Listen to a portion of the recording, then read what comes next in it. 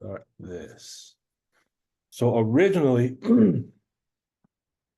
it was either maybe a year, possibly 2 years ago. Um, we went through the first chapter of Jonah in the Bible, and we looked at some of the symbolism in that chapter, and we used it in a way to study the tech of Dianetics and kind of marry the tech of Dianetics with our Islam. I got this thing on my screen right here. Okay. So we're looking at the symbolism, and we're seeing how can we use the symbolism of Jonah, because we obviously don't believe that Jonah was swallowed by a whale and he was in the belly of the whale for 3 days. So obviously it has to be more along the lines of allegory and metaphor and whatnot. The thought had came to my mind one day as I was studying by Allah's grace, seeing the parallelism between what was given in the book of Jonah and how possibly it could teach us in an allegorical way the concept of mental aberration. And one of the reasons why I think that is important and I think it is good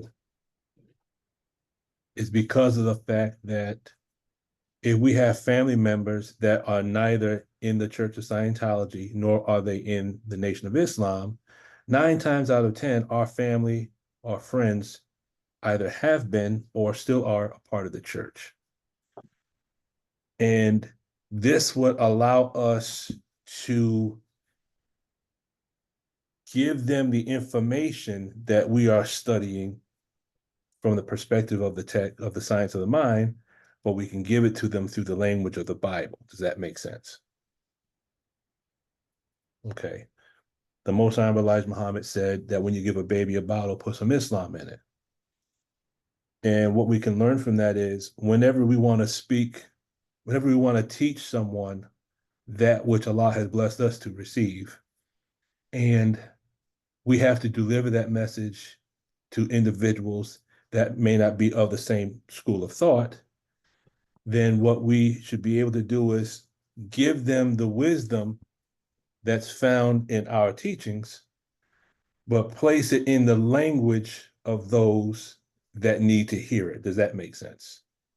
Yes, Okay. sir. Yes, I, sir. be- I believe it was the lecture titled The Man and the Mission, where the Honorable Minister Louis Farrakhan makes the statement. He says, if you want fried fish, you don't put fried fish on the hook. You have to bait the hook with what the fish wants. So we don't eat worms, but the fish eat worms. So you put the worm on the hook to get the fish, and now you have fried fish, correct? Mm-hmm. And the principle, because that's a formula. That's a formula. What that teaches us is that we can't give the wisdom or the truth to other people in the language that suits our taste. Does that make sense? We have to find out what is the language of the other person. What is it that they like to hear? What is that gives them comfort?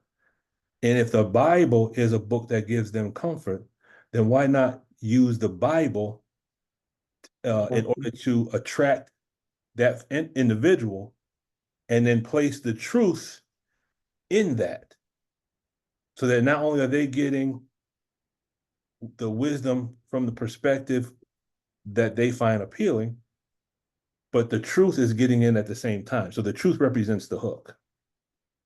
And then the benefit of that in the language of the tech is that is what allows us to build ARC with the Christian community, because we're speaking their language, but we're speaking it with our truth placed in it. Does that make sense?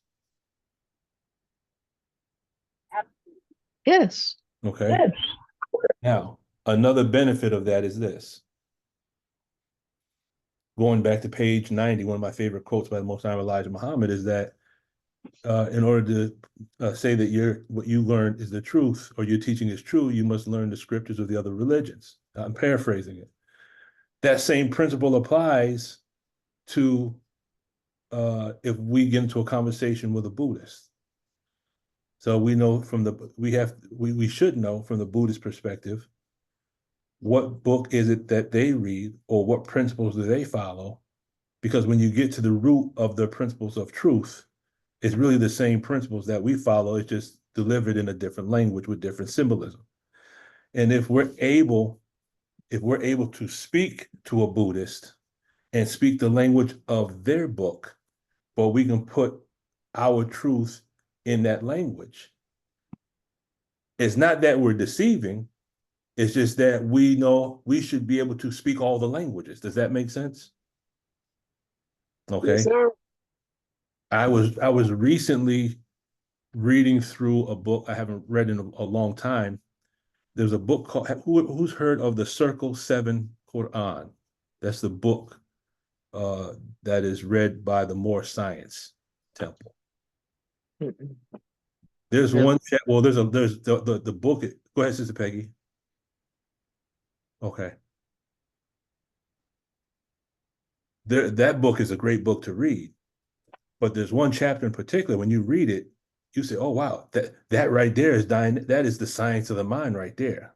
You know, they're saying in their book the same thing that L. Ron Hubbard is saying in the Dianetics, how the spirit and the flesh are two separate entities. Maybe in the future, um, we'll incorporate that specifically. I think I might have touched on it in one of the presentations, but I was reading more into that, and that provides us now another avenue. If we come in contact with our brothers and sisters from the More Science Temple, that allows us the avenue that we can dialogue and have ARC, we can have agreement. Because really, when you read the Circle 7 Quran, when you read the Dhammapada, when you read the Bible, when you read the Holy Quran, when you read these books that were given to the various religious denominations on the planet, if we get past the symbolism in the language, we'll see that the truth is just one. And that allows us to build friendships in all walks of life. Does that make sense? Yes, ma'am, Yes, Sister sir. Peggy. I didn't know there was a such book until I Man. saw it on that old video that you made. I Oh, the can't Circle remember the 7 name. Quran? Yeah, that's it. Yeah, I haven't seen it. I didn't see it. I didn't even know about it until I saw some of the um, passages that you compared with other religious books or with other religious passages. I think that's the first time I ever heard of it. I'm trying to think where I put mine at. I know it's around here somewhere. It's a beautiful book to read. Um, it's got to be close by because I just read it. Let's see. Where did I put it? Where did I put it? If I can find it, there's one passage I want to read real quick. Someone just pop up. Okay. Um, and of course, whenever you are looking for something, that's when you can't find it. Let's see.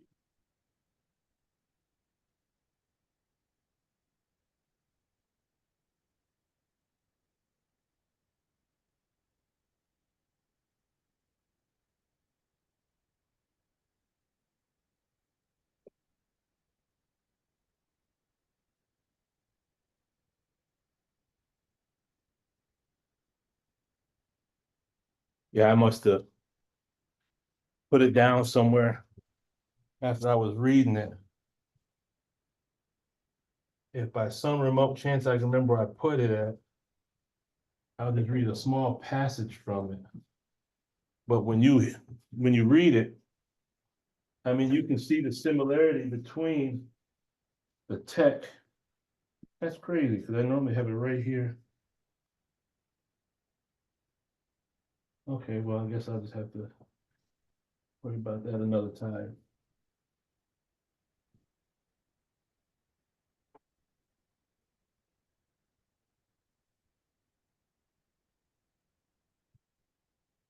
That's not it. Okay, I'll find it at another time. Um, But that's the specific book that was given by the Honorable Noble Drew Alley. And it's a wonderful book to read. What it does is it gives you some of the history, because the Bible has Jesus as a baby and then now he's an adult. This book describes those years that are missing. Jesus traveling, because there's many sources that state that Jesus traveled to the east and studied the various spiritual schools. And that's pretty much the information that you find in the Circle 7 Quran. But there was one, oh, I wish I could really find it. There's one chapter in particular that as he's talking, it's Dianetics. It's the science of the theta mest theory. And it's talking about these two entities that are separate. The spirit and the body are two separate things. And it's just so harmonious with what we've already received that you'd be able to see the agreement. Let us go ahead and I'm gonna do the introduction that I was going to do, and then we're gonna revisit part one. And that way we can use part one as a foundation, and then God willing, we'll finish up with part two next week. Let me see here. That is, I think this might be the one I'm looking for. Yes. Okay, but first, what I would like to do.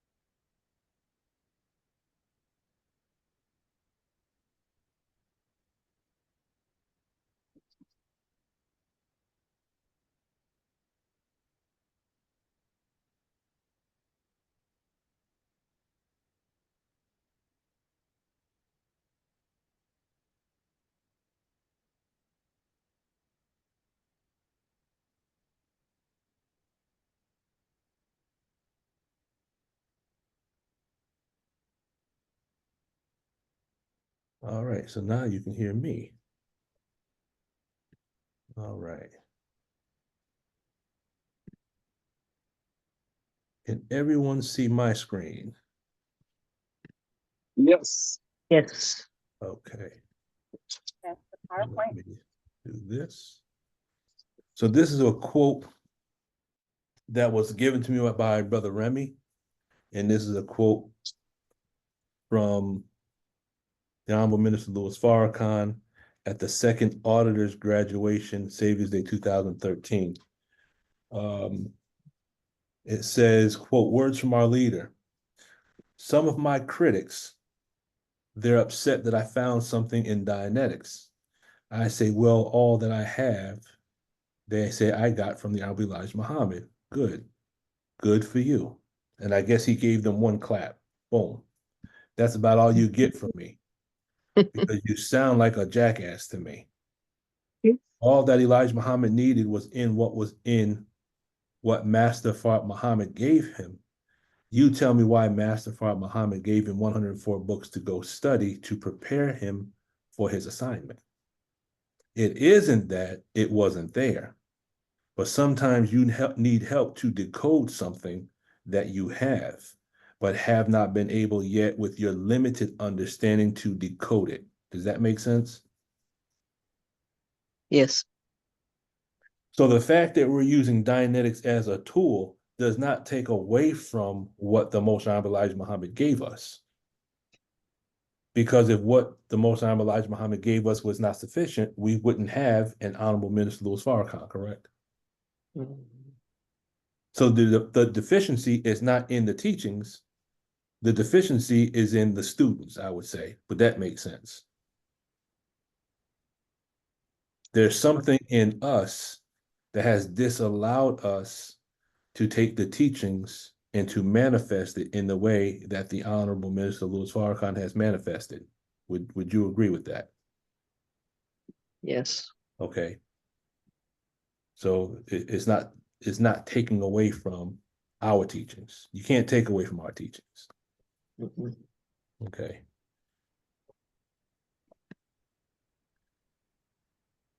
So what I'm going to do is I'm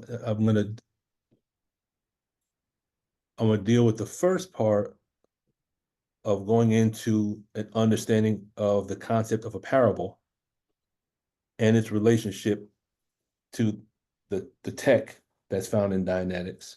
And then we're going to go back to the PowerPoint when we first went over Jonah and the fish about a year ago.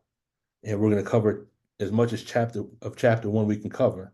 And then inshallah, we'll do chapter 2, because chapter 2, there's so much symbolism in chapter 2.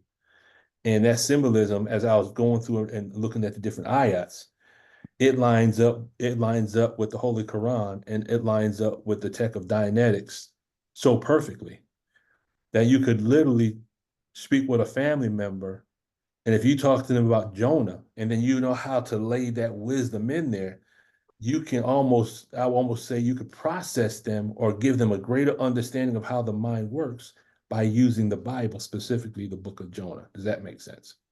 Yes. Okay. So if I can, let's see if this will work. Okay. So in the Holy Quran, we know there's various areas or various ayats or various sections that talk about parables. We have the parable of the cow. We have the parable of the bee. We have the parable of the net, correct? Mm-hmm. Okay. So for this portion, in the words of the Honorable Minister Louis Farrakhan, I want us to put on our thinking caps. If you have the ability to get a pen and paper and a small dictionary, if you have a dictionary on your phone, that's fine. Brother Nadir, you can't do none of this. You keep your hands on the wheel. You just drive and do what you got to do. Okay. Yes, sir. We'll get you the note. You take no notes right now. Okay. I gotta find a way to fix this on my screen. Give me 1 second. Bible, my Quran.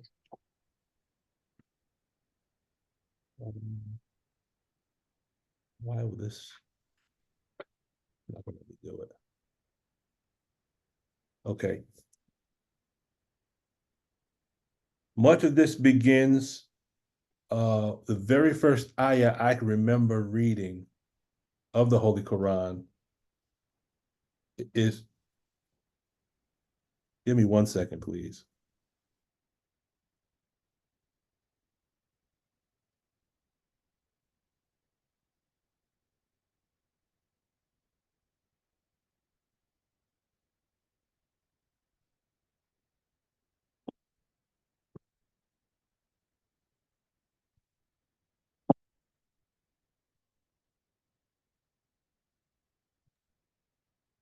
Apologies, family. All right, let's get back to business here. Okay. The very first ayah I remember reading was in the spring of 1987. And this was, I didn't know anything about the nation at the time. I didn't know who Minister Farrakhan was. But I always liked to hang out in the bookstores at the, back when the malls actually had bookstores in them. And one of the things I would do on the weekend is I would take the bus to the mall, and there was 3 places I would always go. I would almost do this almost every weekend, every Saturday. I would go and I'd go to Friendly's, and Friendly's, I mean, almost like Friendly's is non-existent now, but I would go to Friendly's, get some ice cream. I would go to the bookstore. Usually the bookstore was the last place I would go, and I would go watch a movie.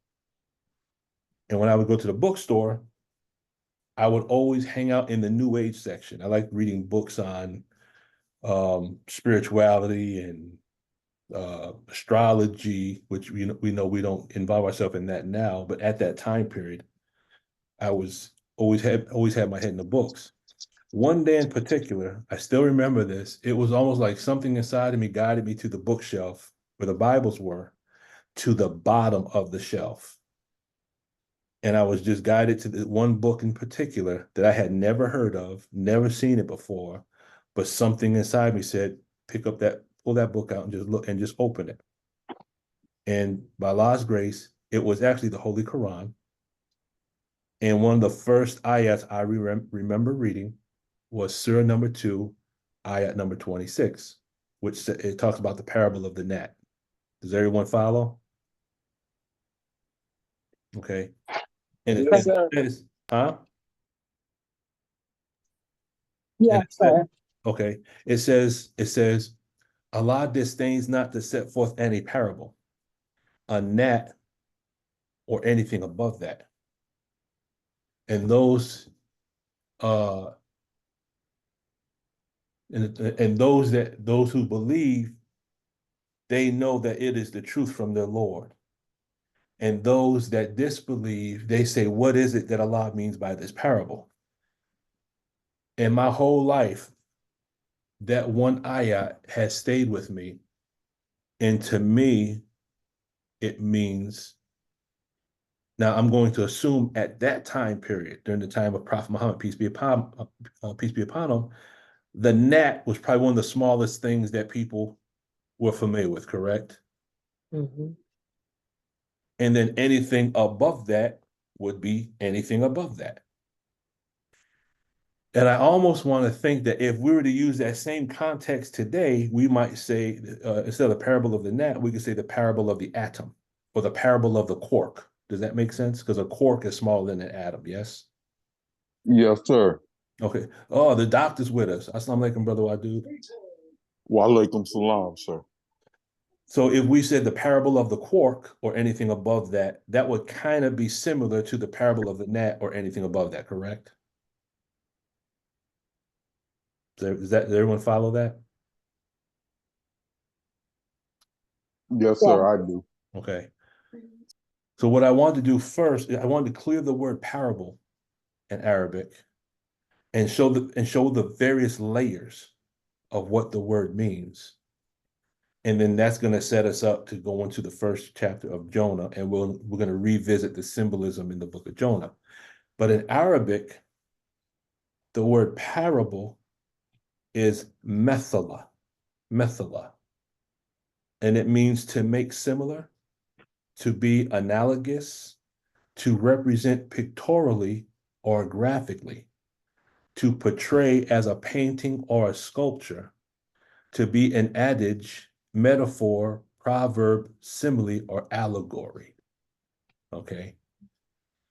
Now,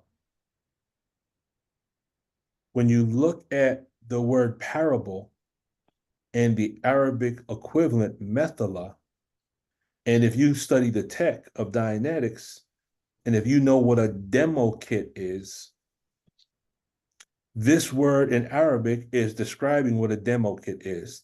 Does everyone understand that? First of all, does everyone understand what a demo kit is? A Yes, I do. kit. Huh?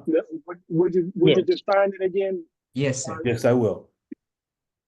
Whenever you go on course at the org, when you're in a course room, you usually have a little bowl or a little box in the center of that table that has all kinds of little objects in it. Okay, little pieces of plastic, pieces of cork, small little objects. And if you come across the concept that you're having difficulty understanding, then the misunderstanding or the difficulty is either based on the fact of the misunderstood word, the too steep a gradient, or the lack of mass. So that little bowl with those objects, you use it as a demo kit. And what you do is you take the concept you're trying to understand and you translate it into a three-dimensional model. Does that make sense? Gotcha. Okay, Okay. I'm with you now. Okay. So if you're studying a concept, you pull out little pieces of whatever's in that bowl to represent the different parts so you can kind of see the concept in 3 dimensions. That's the basic understanding of a demo kit. When you get into the tech of the student hat, they have what's called the clay table demonstration. So what you do is you will illustrate a concept by using clay. You actually will produce a clay model to represent a certain concept.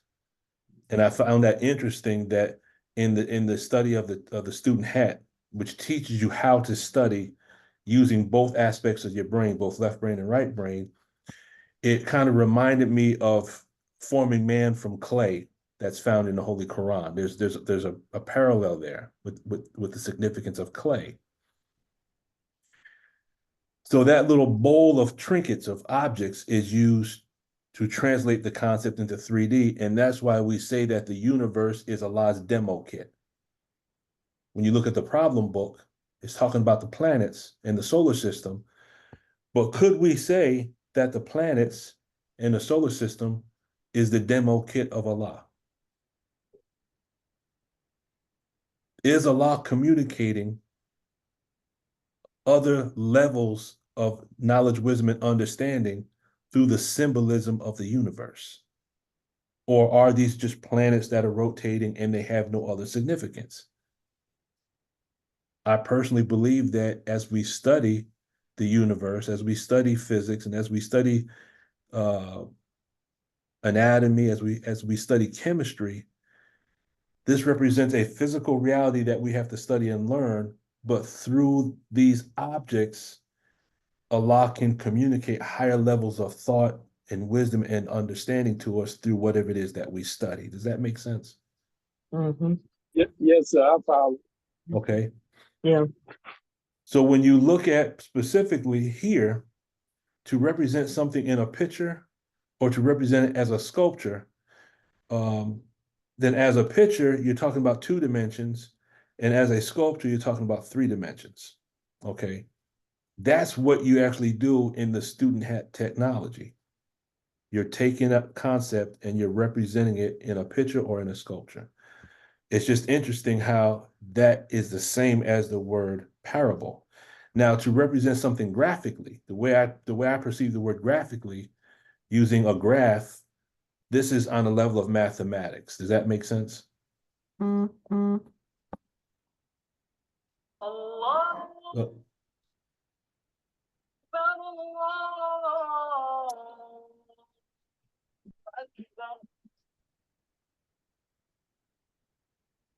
This is why I'm so adamant about the language of mathematics and the different levels of mathematics, because I'm a firm believer that through the language of mathematics, that's where when we can apply it to the universe and apply it to ourselves, then that gives us a certain level of what we could possibly call a mathematical theology, correct?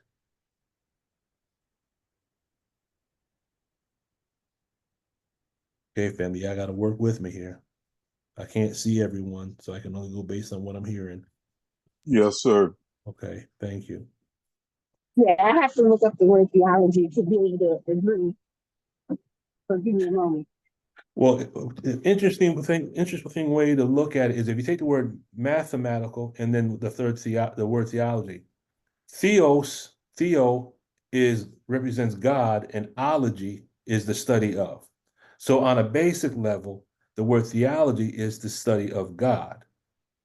And then theology is also it's the study of God, it's the study of religious principles and rules and God's relationship to man. That's theology. But now when you look at mathematics, mathematics is the study of numbers, their relationships, their compositions, their properties. But when you combine those two concepts together, mathematical and theology, one of the ways you can perceive that is the study of God, his principles, his rules, and his relationship to man through the language of numbers, their relationships, and their structure. Does that make sense? Mhm. Yes, it does. You had an Okay. initial question. Can you say that question again? Say that again? You had a question?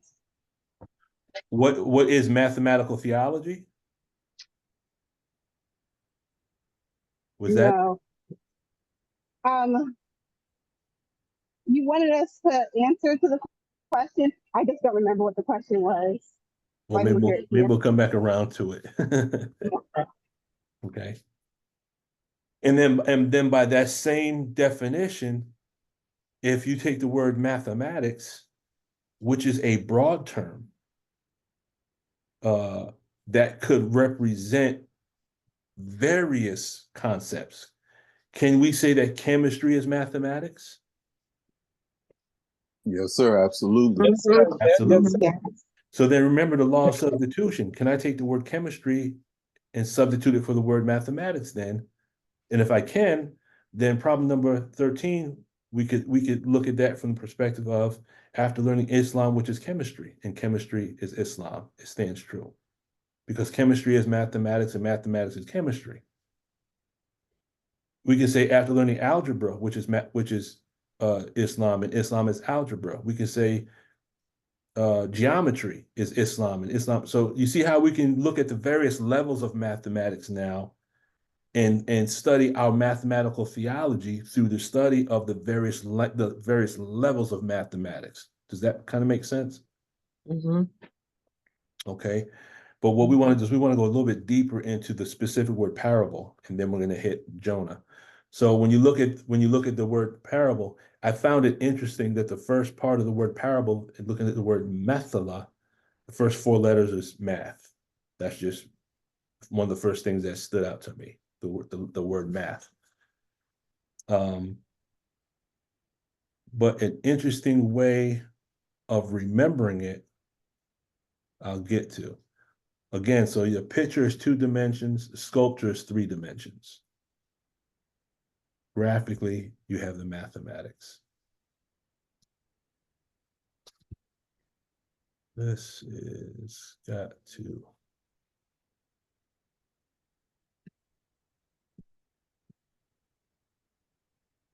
So that word methala, it sounds like it's saying the math of Allah.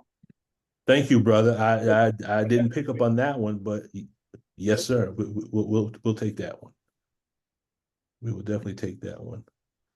Is there a way I can move this?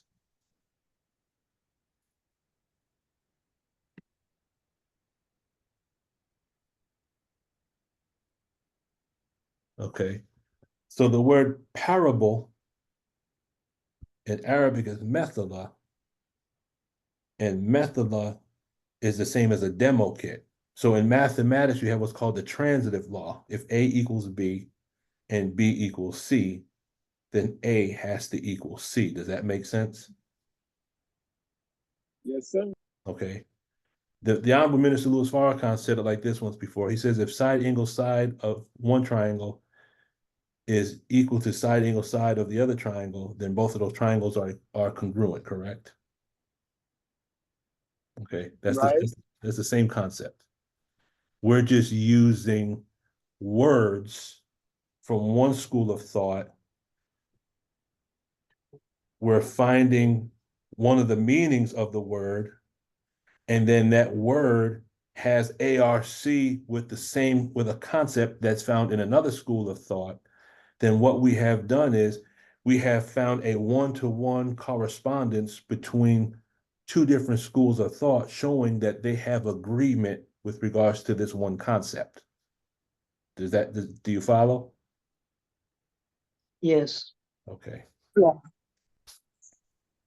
I don't know why my screen. Let me do one thing first, because this is gonna cause me some problems. Or maybe that, well, let's see if that works. Let's see if this will work. No, it's not gonna work. Okay, we're gonna keep it there. Okay. So when we're looking at the parable of the fish, I want us to remember the word maps. M-A-P-S. Mhm. Okay. Remember this word maps.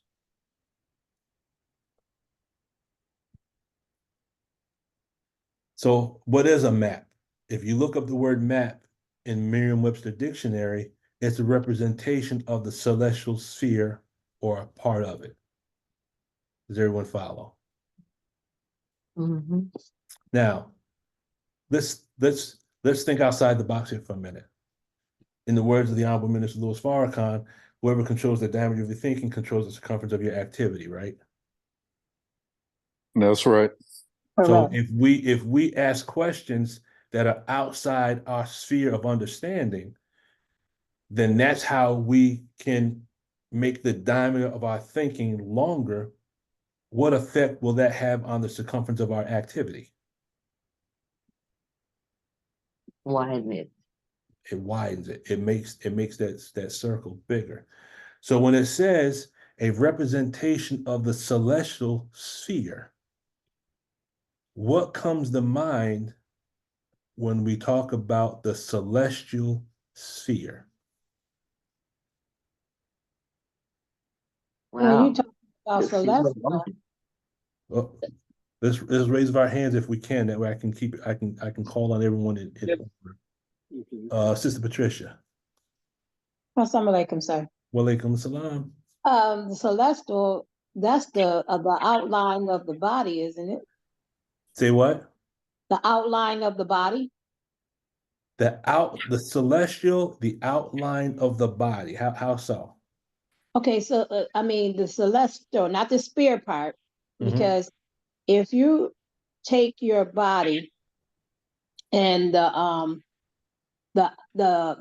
meridian, they talk about it in massage therapists, is the outline of your body from the around the head, down the shoulders, down the arm.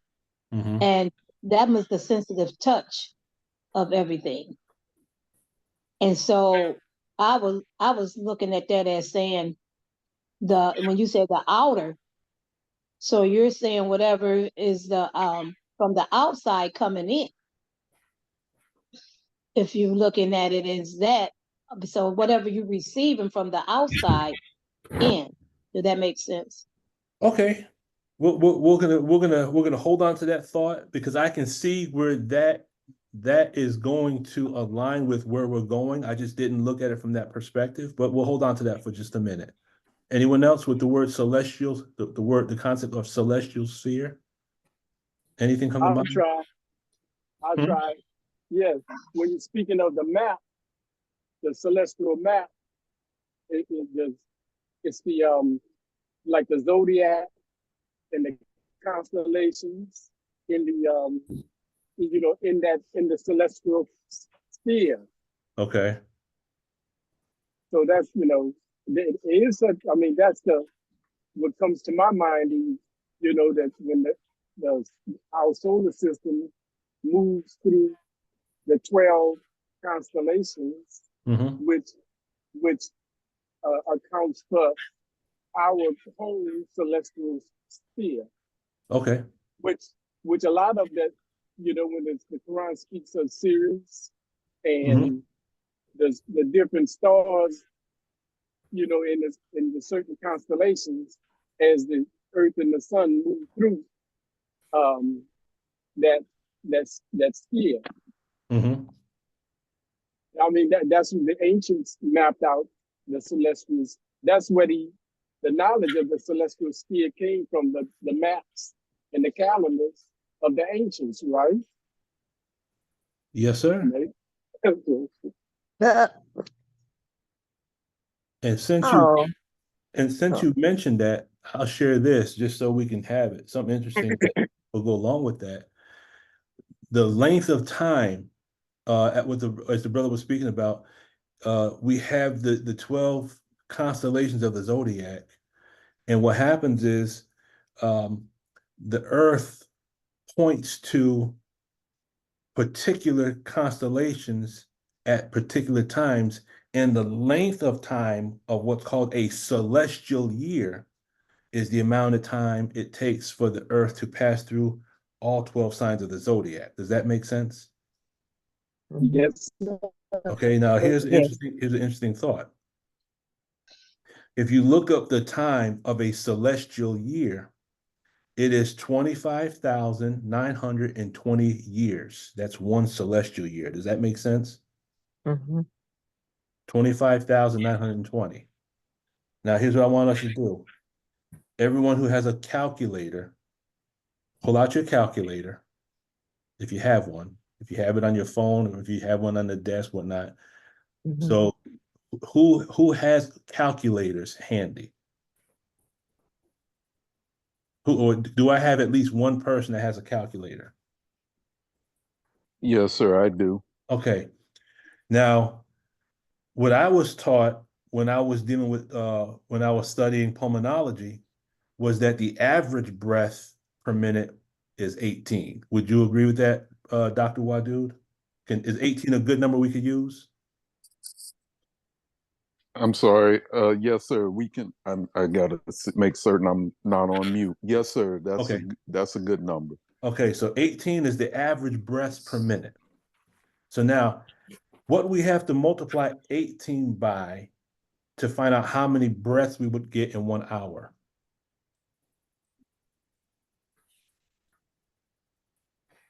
That would be 18 18 breath. times 60, right? Correct. Okay, so if we do 18 times 60, that's how many breaths we take in an hour. What is that number? Just One- a quick ask. Are Mhm. you using 18 breaths per minute? Yes. 18 breaths per minute. So then 1,080. Okay.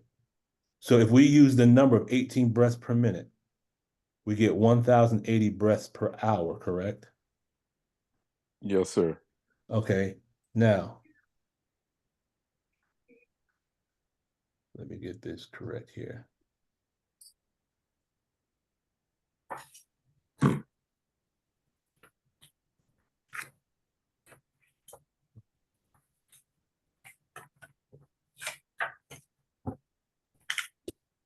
Multiply that number by 24, and that's how many breaths we take in a day, which is how many? Correct.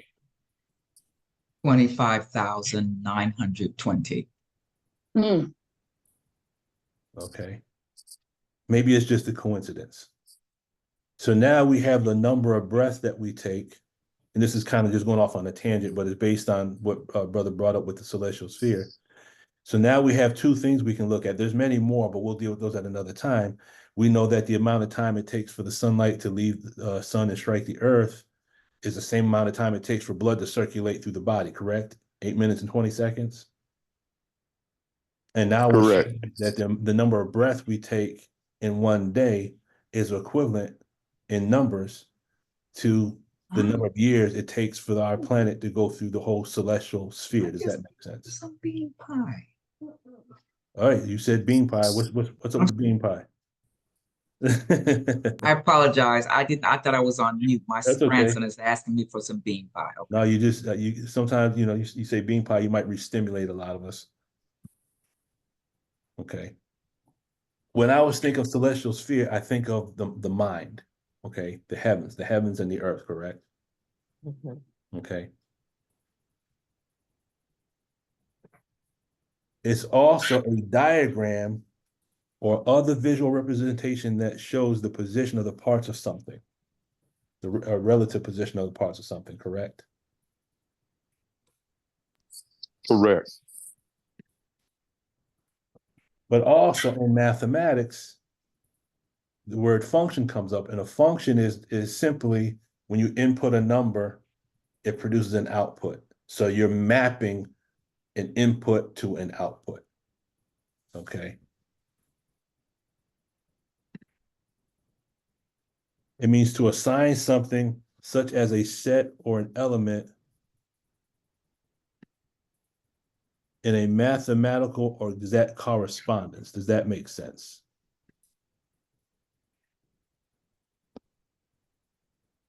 So when you're mapping something, you're taking one concept and you're finding a way to show the correspondence to another concept. Okay, in other words, could we say that that represents ARC? Affinity, reality, and communication. You're taking one thing and you're finding affinity with something else, reality and communication. Yes? Yes. Okay. So to find ARC between two concepts, we could say is the same as mapping those concepts. Yes? Yes. Okay. Now, why is the word maps important? This is going to help us remember 4 concepts. The M in maps represents metaphor. Okay.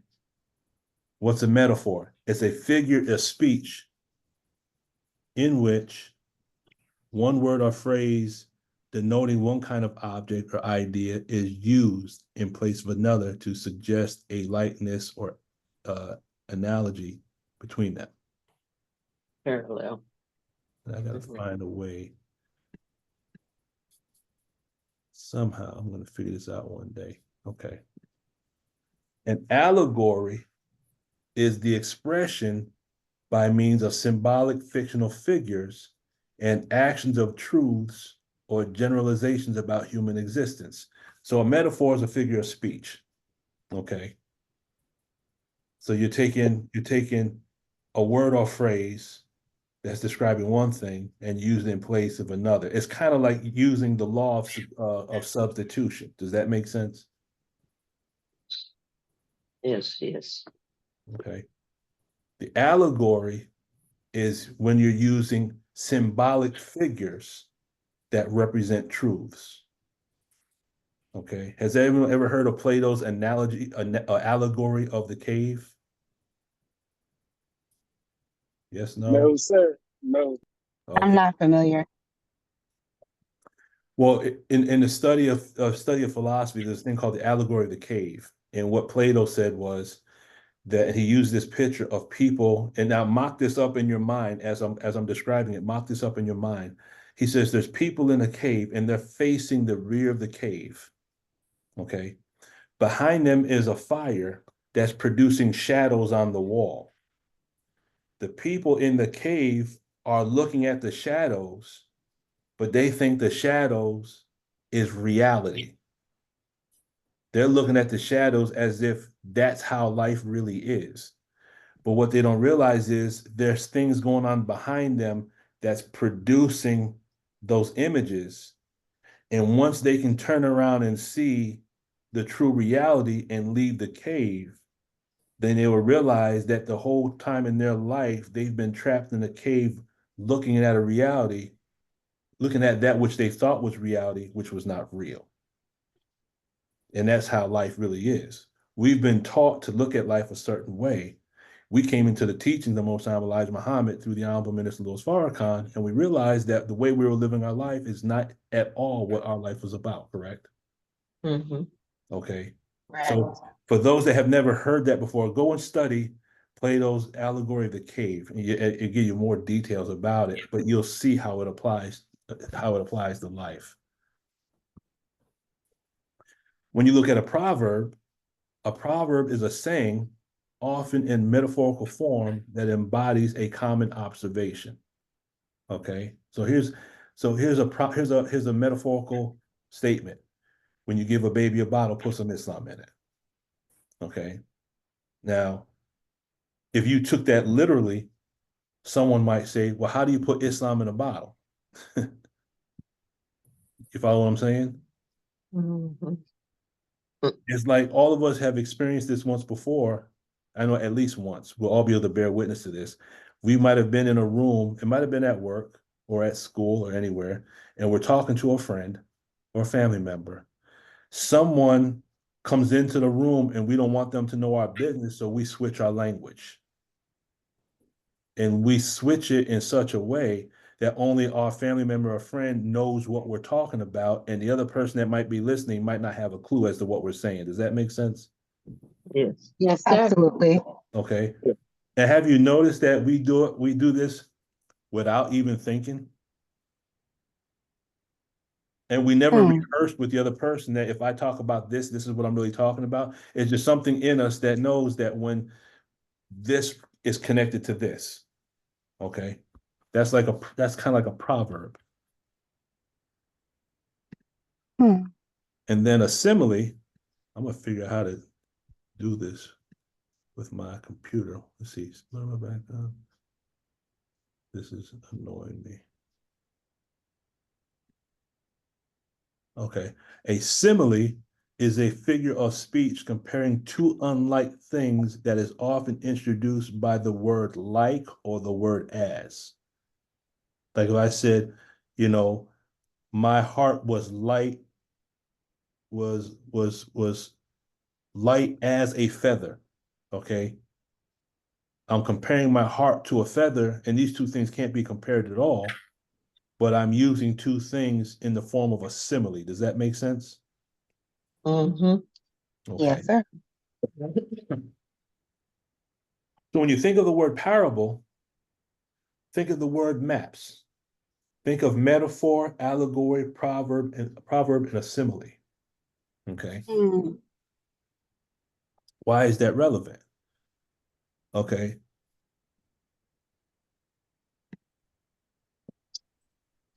So the universe, if Allah gives us the parable of the gnat or anything above that, that means everything in the universe. So Allah disdains not to set forth any parable, a gnat or anything above that. Surah 2, ayat number 26.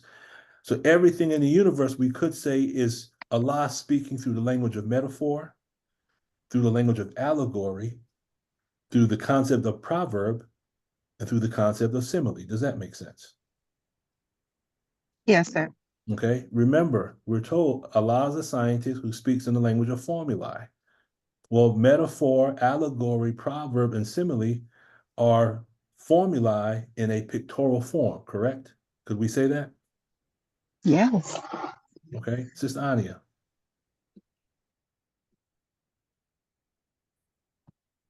You are off mute. Okay, go ahead, Sister Ania. I was going to answer the question from a couple of slides ago, so it doesn't matter now because you already answered it. Okay. Yes, sir. You to Allah. So then we could say the universe, it's an entirety. Could we say that it's a book of metaphor, allegories, proverbs, and similes? Yes. Yes. Put it that way, for sure. Okay. Could we say that there's a parable of the cork? What's the quote? A quark is an object that's smaller than an atom. So you have atoms, you have protons, you have neutrons, and you have electrons. At one time, it was thought that protons, neutrons, and electrons were the smallest particles. But we now know, well, the theory, the scientists are saying that protons and neutrons are made up of smaller particles called quarks. So we have things smaller than the proton, the neutron, and the electron. Okay. But if there's a parable of the bee, okay, if there's a parable of the cow, you know, if I said, okay, what does this mean to you? So from betwixt the feces and the blood, a pure drink agreeable to the drinker. Okay, now I can say that. That is a formula. That's actually teaching us a very, very deep spiritual truth. What truth is that teaching us? It might be different for each one of us, but if someone asks you, what does that mean? From betwixt the feces and the blood, a drink agreeable to the drinker. What does that mean to you? Does anyone like to expound on I'll it? try. Go I'll ahead, John. try. Mhm. And, that's the formula of digestion. Okay. You intake food one way, it's digested, and the purity and the nutrients that's in the food goes into the blood that produces the lactate in the mammary organs, and the feces is removed. So between the blood and the feces is a pure drink. It's a Okay. digestive mechanism to produce a pure drink. Okay. Now, that's the physical. Bump it up to the mental. What does that mean on the mental level now? You asking me? No, I'm asking the whole group. I'm asking anyone. If we take it on the mental, go ahead, Sister Raynell. It makes me think that, between like the garbage of this world, the terrible, filth of this world, and which is the feces, and like the not just the truth, but the truth revealed from Allah, which is the blood, which we need to live. Our blood sustains our lives. Without blood, we wouldn't be alive. Mm-hmm. So in between that, there's good for you. Mm-hmm. That's Mm-hmm. And I'll give one. I'll give two examples. Whenever I come across individual, like, because you always have, and I hate to call them like this, but I'm gonna just call them trolls. You have a brother or sister who posts something very, very positive online or on Facebook, and it's always those individuals that want to come behind and they want to say negative things about the minister, about the teachings. Correct? right. Okay, but you have to also understand that they work for good also. And it's good that people get on there and disagree. Because now what happens is when people get on there and present false information, then what that does is that draws the truth out so that other individuals that might be in that feed, they may not have known the truth. They might have heard the truth, but may not have understood it. But someone might respond to the person, if they respond in the correct way, in such a way that they hurl truth at falsehood until it knocks out his brains. And that is actually very positive for those that might have been, the understanding might have been, they might have very little understanding about the teachings, but now you have presented a counter argument that has proven, and now you have guided them to go further in the direction of listening to the Honorable Minister Louis Farrakhan, correct? Correct. Okay. Mhm. And those in agriculture will understand this as well. It takes manure to produce good crops, correct? Right. Okay. Mhm. So without manure, your fruit might not grow as strong, or your crops might not grow. What does that Right. teach us? That's a parable. That teaches us that crappy people will actually make us stronger. Yes, sir. Yes, Okay. sir. So I don't want to say it the way my father used to say it, but I'll say crap heads, and you'll understand what I'm saying. Those individuals that have bad attitudes they actually serve a positive purpose, because now you already know that what they're saying is false. So now if that allows us to go now and study a little bit harder to find the truth, then hasn't that person's negative attitude actually made us a better believer? Yes. Okay. So when you look at from betwixt the feces and the blood, a drink agreeable to the drinker, that teaches us on the mental and spiritual that negative situations actually have positive outcomes. Because why? All things work for good for those that love the Lord, correct? Right. We just have to see past our own emotion and look at and say, okay, what good is in this that I can find? And if I can't find good in it now, let me just be patient, because Allah will show me something good as an outcome. It might hurt emotionally right now. It might have a certain sting right now. But if all things work for good for those that love the Lord, that's from the biblical standpoint. From the Quranic standpoint, it says, for those who endure trial, they say, surely I am from Allah, to him I shall return. Then that takes the emotional sting out of certain things, and we realize that there's going to be good that is a result of this. Does that make sense? Yes. Yeah. Okay. So that's just a parable. So now when you look at everything in the universe, what we're saying is everything in the universe is a parable. That means if as we study anything and everything, then anything and everything is going to teach us deeper mental truths and deeper spiritual truths about Allah and ourselves. Does that make sense? So if we look at Sister Raynell, go ahead. I see a hand up. Oh no, Okay, I'll put it down. no problem. So when you look at a metaphorical theology, we're looking at figure of speech in which one word or phrase, this thing keeps getting in my way, denoting one kind of object or idea is used in place of another to suggest a likeness or analogy between them.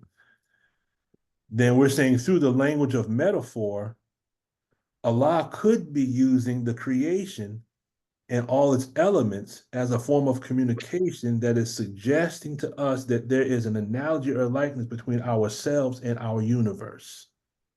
Does that make sense? Yes, sir. Okay. Yes.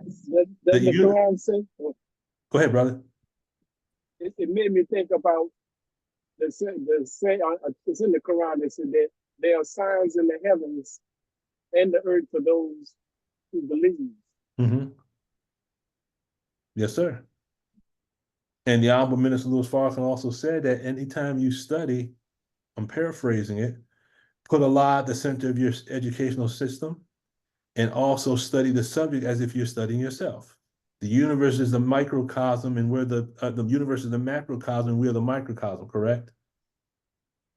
Correct. That's right. The minister said that we are the universe in miniature. So everything we study on the outside, we can find it on the inside, correct? That's right. So if I'm studying the universe in the form of a metaphor, I'm really studying an aspect of myself on a larger scale, correct? Yes, sir. That's right. Right. So when you look at the sun and the 9 planets, could that be a metaphor for ourselves?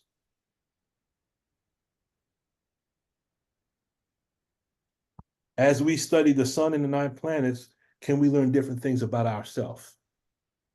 I would say yes. Yes, sir. Yes. Okay. Because it takes 9 months to have a baby, so. That's one piece of data we can look at. Okay. So now when you look at allegorical theology, well, we know an allegory is the expression by means of symbolic fictional figures and actions or truths or generalizations about human existence. But now if we look at it through the language of allegory, Allah could be using the elements of the universe and mathematical truths to teach us about our existence. Same thing. Everything we study is an allegory that's teaching us. Studying the universe is self-examination. Does that make sense? Yes. Studying the structure of the atom is self-examination. As we go deeper into the study of the atom, we find self-analysis, correct? Correct. That's right. And then when we learn how to solve problems dealing with the atoms, then we learn how to make self-correction. Does that flow with everyone? Yes. Yes, sir. If Most we definitely. if we study any subject, math, physics, chemistry, meteorology, biology, it doesn't matter. If we study anything in this universe, that study is self-examination. As we begin to break down what we're studying, that would be the same as self-analysis. And as we learn how to solve problems, we are learning how to make self-correction. Does everyone flow with that? Yes. Yes. Yes, sir. Okay. Now, if you look at it from the perspective what's called proverbial theology, then what we're saying is if a proverb is a saying in metaphorical form that embodies a common observation, then we already can see that through the language of proverbs, because a proverb is an equation, it's a formula. Allah could be using the language of mathematics, physics, and science to teach us how he observes the universe, correct? If he's giving us the parable of this, the parable of that, is it possible that Allah is showing us how he observes the universe? He's observing the universe as a means of communicating through the form of picture. It is up to us to figure it out. But as we study the creation based on our level of understanding, every time we go back to the beginning and go over it again and pick up whatever additional data we make contact with, we're growing higher and higher and higher up into the mind of God, correct? Mhm. Yes. Yes, sir. Okay. I see that. Every time we study a subject, we should be studying it on a gradient level, meaning every time we go through something, we're learning at least one new thing that we didn't know before. Elevate your knowledge, yes. Elevate your knowledge. Okay. Then when you look at similes, okay, a simile is a figure of speech comparing two unlike things that is often introduced by the word like or by the word as. So now through the language of similes, Allah could be giving us objects, concepts, or ideas to compare ourselves to so that we can learn all about ourselves. So if I was to say our mind is like an atom, that means as I study the atom, I should be able to learn things about my own mind, correct? If I said my mind is like the sun, or my mind is like the solar system, then through my study of the sun and the solar system, I should learn things about my mind and my body, correct? Yes. Correct. Okay. Is this all making sense? Yes. Mhm. Okay. Yes, sir. The goal here is to change the way we view mathematics, physics, and science. Look at it from a different perspective. So we take off this smoke that's been put on it, making us believe that physics, mathematics, and all these subjects are so difficult that we can never comprehend them. And I believe that was done by design. Yes, it was. And then if we have the viewpoint in our mind that we can learn and master any subject that we apply our mind to, not only do we learn about creation, but now we learn more about how Allah can communicate to us through his creation. Yeah, does that Mhm. Yes. okay. I'm gonna keep moving this thing around because this thing is okay. So I'm gonna flip back to chapter 1, since a lot of us weren't here for chapter 1, and we'll go through that as far as we can get through, and then we'll pick up on that and the rest of that next time. So does anyone have any questions before we move any further about maps, metaphors, allegories, parables, or similes? Oh, similes of an item. Okay. So let me open this one.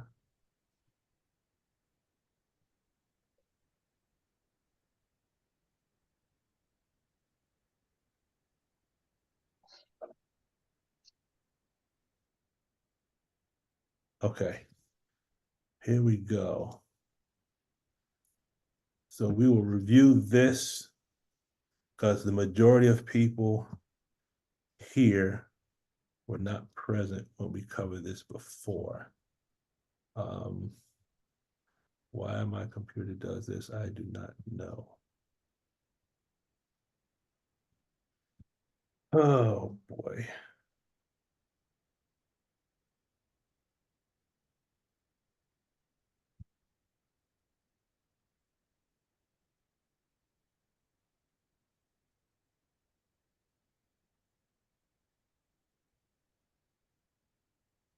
Give me 1 second, family. This is just causing me some problems here.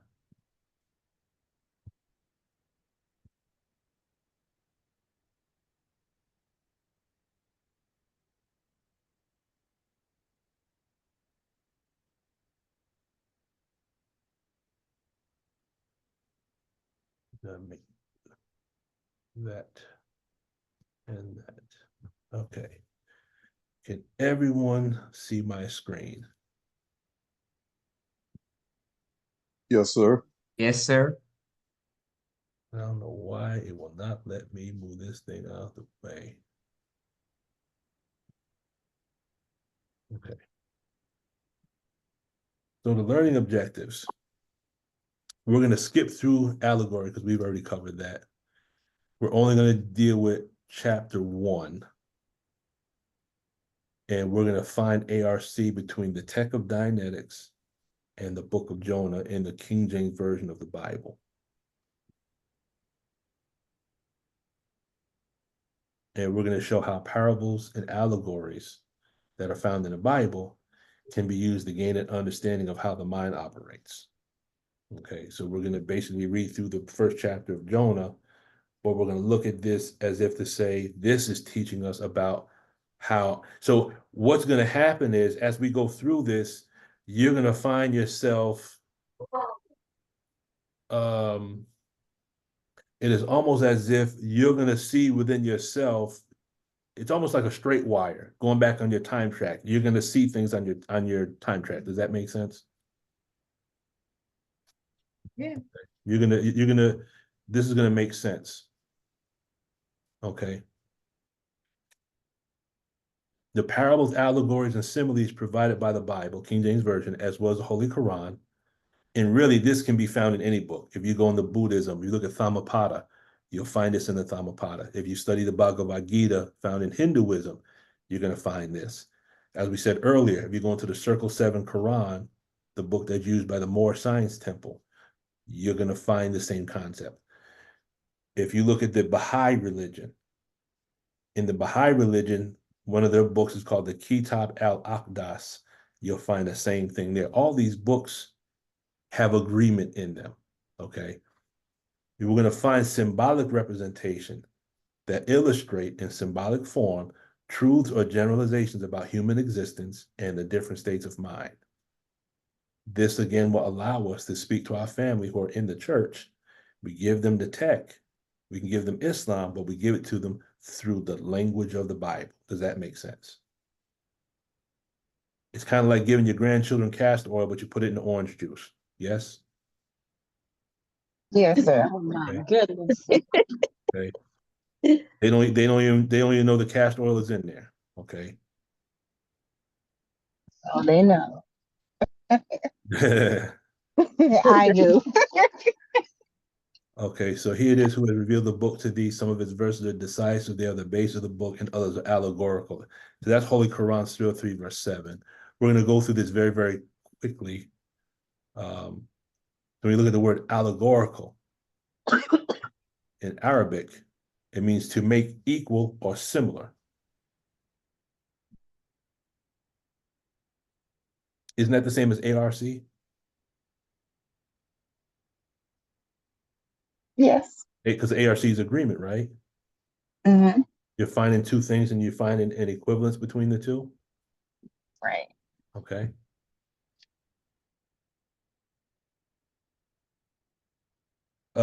It means comparison. Again, so again, the word allegorical itself is the same thing as parable. So you look at allegory, parables, and similes. Again, we're going real fast through this. We've already done this, symbolic representation. A parable is a short fictitious story that illustrates a moral attitude or a religious principle. Parable of the gnat, parable of the cow. Okay. Simile, figure of speech comparing to, so we already covered that. For the mathematics students, could an equation be seen as an allegory, parable, or simile? Yes. And we'll get more into this at another time. You can take an equation, because the equation is a group of symbols, right? Y'all with me? Mm-hmm. Okay. An equation is a group of symbols, and you have actions or truths. And through the equations, we can do the same thing. We can actually turn that equation into a communication, gain an understanding of ourselves through the equation. We're using the equation like a metaphor, an allegory, a proverb, or a simile. Does everyone follow that? Yeah. Okay. Okay. We're going to go through this part quick because we've already done it. A demo kit, clay table work. We covered this already. It's used to deal with a concept. So any part of the mind or any term in Scientology can be demonstrated on a clay table. That comes from the student hat. You're taking a concept and you're manifesting it in 3 dimensions. Okay. Come on, computer. Okay. So here's what we're going to do. We're going to take chapter 1. We're going to analyze it. We're going to identify the elements in chapter 1 that's going to give us an understanding of our own personal life, things that we've experienced and things that we've encountered. And it's going to teach us that in a symbolic way. Does that make sense? Yes, sir. Okay. In other words, we're going to show, with the help of Allah, how the book of Jonah can teach us about our miserable condition in a symbolic way. And you'll understand it in a minute. So chapter 1 is going to teach us about the tone scale. Okay. Key points. If you look at the book of Jonah, key point number 1 is he flees from God. He's going to go down to a place called Joppa. He's going to travel to a place called Tarshish. The great wind and the mighty tempest is going to come while they're asleep in the boat. Now, many of us are familiar with this story, correct? Because we were probably raised in the church, yes? Yes, sir. Okay. Then he's thrown overboard. Then he's swallowed by a great fish. Some say the fish is called Leviathan, yes? Okay. All of that's going to pertain to tech and Dianetics and aberration. So first we start with Jonah flees from God. So the scripture says, arise, go to Nineveh, that great city, and cry against it, for their wickedness is come before me.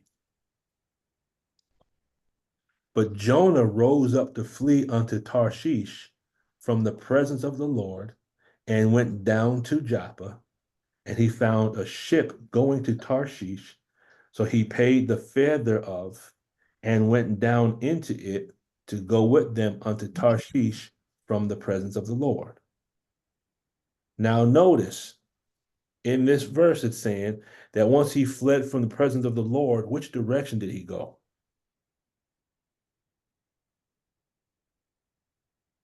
Yeah. Down. He went down, right? So you see how that might relate to the tone scale? Because if Allah is the upper tone scales, if Allah is the upper tone scales, and we flee from the Lord, then we're not going to go up. We're going to go what? We're going to go down. Correct. Correct. Okay. Mm-hmm. So he went down into a ship to go to Tarshish because he was fleeing from the presence of the Lord. So if Allah represents our source of peace, then to flee from Allah could mean we are moving toward a state of what?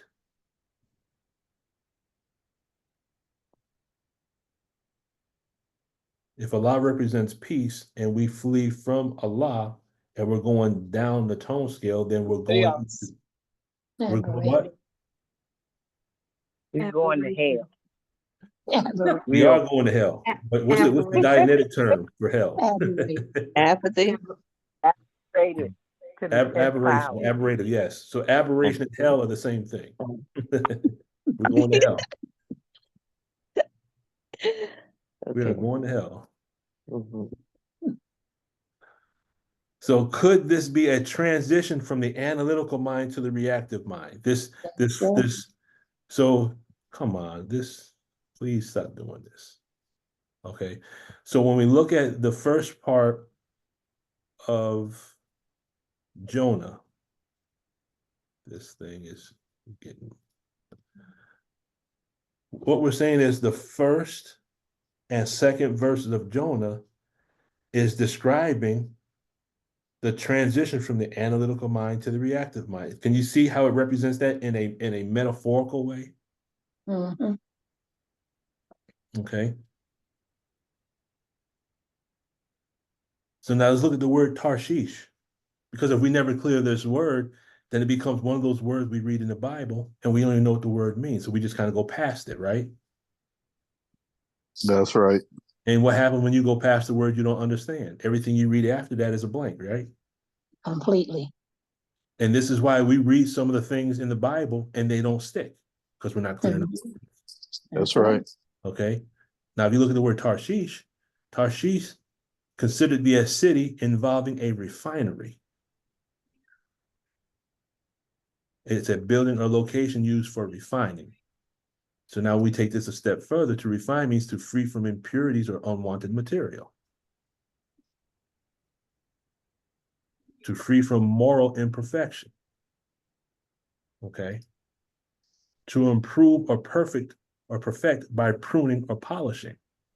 But when you talk about refinery, what is one of the main concepts when you talk about refining metals or refining anything? What is part of that process? Heat, Huh? fire. Fire, right? Okay. So when he flees from the Lord, he's going down. And in the words, I don't know if that was Sister Patricia, he's going to hell. So when we flee from God, we're running towards our refinery, which is a type of hell that could be used from what? To actually perfect us. The fire is going to perfect us, right? But Jonah doesn't know this at the time. He just wants to flee from his Lord, correct? Mm-hmm. Right. He doesn't realize that when you run from the Lord, you run into that very thing necessary that's going to bring you back to the Lord, correct? Mm-hmm. Okay. So the lesson is when we run from Allah, we run right into the fire because there's no other direction to go. Mm-hmm. So now what is the significance of going down to Joppa? When we look at going down to Joppa, the word Joppa means beautiful. Okay. Exciting or aesthetic pleasure. It's something that we find pleasing. So he fled from the presence of his Lord to that which he found pleasing. Mhm. Could we say that that's the same thing as putting another God besides God? Yes, it is. Okay. So he fled from his Lord and went down. Now, I'm going to throw this out here for just a minute. Has anyone ever experienced this? You start out the day very well. You get up, you make your Fajr prayer. And you might make your Zuhur. Then have you ever noticed that if you consciously skip one of the prayers, that which you skip the prayer for grabs a hold of you? Yes, it does. Okay. Like if we're busy doing one thing and the prayer goes off, and then okay, let me put that off. And then we get caught up doing some other things that we know we shouldn't be doing. Now, I'm not saying we're out murdering people, whatnot, but No, just phone ring. say what? I said the phone ring, and you think you're gonna take it real quick. You be on it too long. Well, not that too, but something as simple as you skip the prayer, not because you couldn't pray. You might have been at work, you couldn't do it, but we're so caught up in doing something else, we make that thing more important than our prayer. And then the thing that we find that's more important takes us down the road that leads us to other things we shouldn't be doing. Oh, yes. Okay.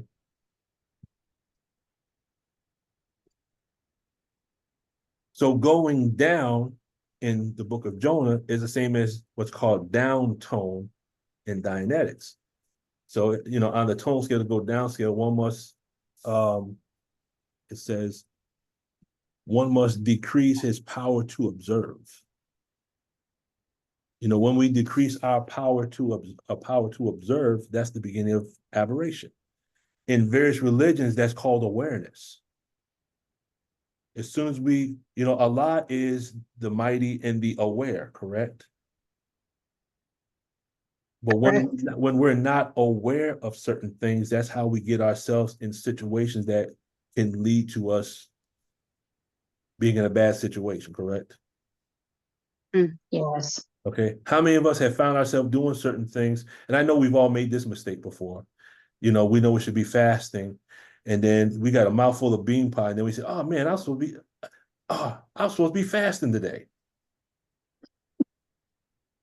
Okay, I guess I'm the only one that's done that, right? I'm the only one that's done that. That can happen. Might have happened before. Okay, it might not have been bean pie, but it might have been something. Mhm. And then we say, "Well, hell, I done ate it now. I'll fast tomorrow." Hmm. Keep going. So, but here's the thing: instead of eating So, one piece, you wind up eating a whole doggone pie. Oh my goodness. Has anyone ever experienced that? No, sir. Right. Okay, I'm the only glutton in the room. All of you mothership resident in here. I Have plead, have have you ever I plead the fifth. huh? Yes, sir. Okay. Something similar. Yes, sir. Have you ever decided you were gonna snack on something and we're supposed to eat one meal a day? And I'm not saying that I'm striving, but I'm striving. Has a handful of chips turned into half a bag of chips? Yes. Has a cup of ice cream turned into a big bowl of ice cream? Yes. Okay. So you decide which one of the things that you wrestle with, and then you understand when we get to what the word fish stands for, and going overboard. Don't we go overboard with our snacking? Right. Don't we go overboard with whatever habit that we're wrestling with? Yes, sir. yes, That's sir. the same as Jonah going overboard and being swallowed by a fish. Mm-hmm. Okay, we'll get to that. We'll get to that. Don't make it seem like I'm the only one in the room that. Call us out. So to go down tone is the same as we could say going down the track, which means what? Then that person's not in present time. Mm. Okay. So Jonah flees from his Lord. Well, Lord is present time, right? Mm-hmm. I mean, we know a lot is past, present, and future, but Right. Jonah is not. So Jonah leaving the presence of his Lord, we could say is the same as him being out of present time.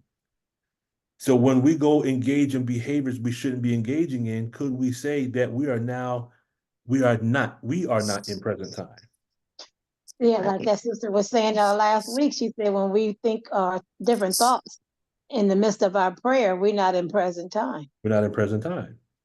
Because if we're thinking about things from yesterday, then our body is in present time, but our mind is on the time track. Yes? Mm-hmm. That's right. Okay. So now if Joppa, which represents beauty, or the things that we find aesthetically pleasing, represents the things of this world, and going down represents going down scale or down the track, then what could this represent allegorically? Oh, wait, I got someone that just came. Okay. So when we run from Allah and chase after the things of this world, do we go into the lower levels of the tone scale? Yes. Okay. Yes, we do. We do. So can you see how the first two verses of Jonah, if we understand the verses of Jonah, it also gives us an understanding of how the tech works? Mhm. It's just a metaphor for how the mind works. The stories in the Bible, think of it like this. Think about the stories in the Bible being an illustrated story about what's taking place in the mind. Mm. Okay. So then we know the outward story, but then the more we dig into the story, the more truths we'll learn about ourselves, right? Does that make sense? Yes, sir. Okay. Because we've all experienced, except for those who make all five of their prayers and they've been eating one meal a day and they're walking this thing perfect. So I'm not talking about the perfect righteous one among us.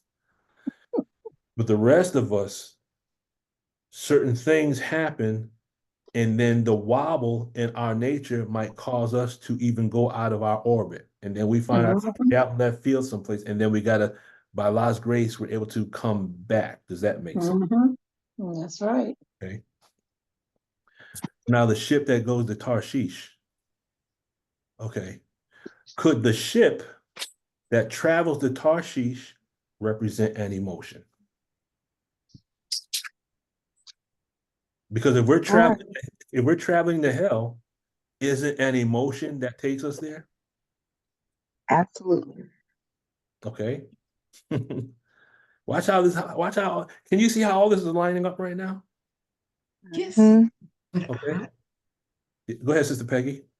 Yes, I can see it, but how did you decide what inspired you to go into Jonah to see this? Allah teaches man by the pen what man know not, what man Mm. knows not. Ikra. It's just Allah reveals to all of us ideas and concepts. And it was just one day I remember for some reason the story popped in my mind. And when I read through, I'm always looking at how, see, if this means this and this means this, can these two things line up? And it's like putting together a puzzle. And then you start looking at this piece connects to this piece. Then you say, well, if these two pieces fit, then this other piece has to fit in there somewhere. And so as I'm going verse by verse through the book of Jonah, and I'm taking the words and I'm clearing the words and going through the different meanings, I'm seeing all this is teaching us in a metaphorical way about how our mind operates. The stories of the Bible are demo kits for the mechanics of our thinking. See, when we were raised in the church, we learned these as stories.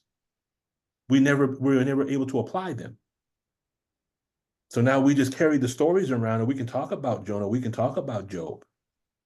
But when we start breaking those stories down, we realize that these are like mathematical, these are like formulas teaching us spiritual truths in a symbolic way through the language of metaphor, allegory, proverbs, and similes, the map, right? Beautiful, beautiful. So I don't take credit. I just say, whenever someone asks that question, I say Surah 96. Allah says, Ikra, read in the name of your Lord who creates, who taught man by the pen what man knew not. I get an idea, I grab my pen, I start writing, and some of you might say, this is deep, this is great. And I'm saying the same thing because I know I'm not the author of it. All right. Go ahead, Sister Peggy. So do you or anyone else in the family remember the time we were studying? I think it was, this was many years ago. I think it was around early 2000, no, early 2000s.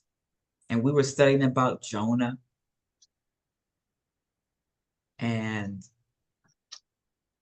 But I don't remember, but we were really studying it on a different level. We were studying it on the level of Jonah being obstinate, didn't want to do what God wanted him to do. Yeah, Remember that? I vaguely remember that. Yeah. And so there are some things that I got a reputation for, and the one particular brother always called me Sister Jonah. But it wasn't because of what you're telling me now, or what you're telling us now. It was on the line of what we were talking about at that time about Jonah not wanting to do what God wanted him to do. He wanted to go do something. He wanted to go someplace else. He wanted to go off to Tarshish. Well, Jonah was hard-headed. Yeah, that's right. If you read chapter 1, God gave Jonah instructions. Yeah. Jonah went and did what he wanted to do. Right.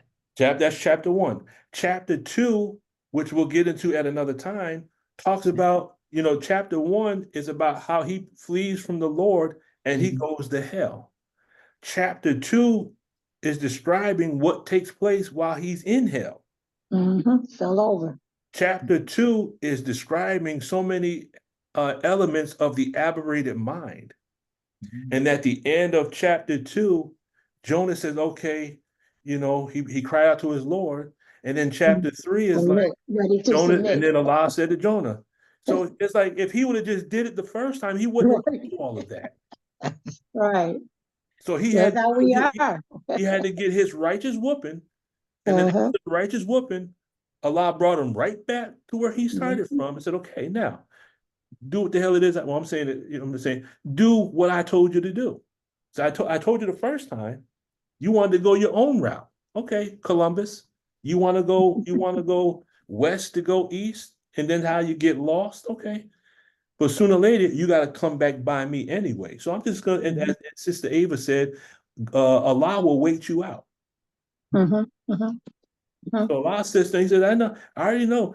Everywhere you go, you got to come back here. So I'll be here when you get here. Now, how many of us have received instructions before?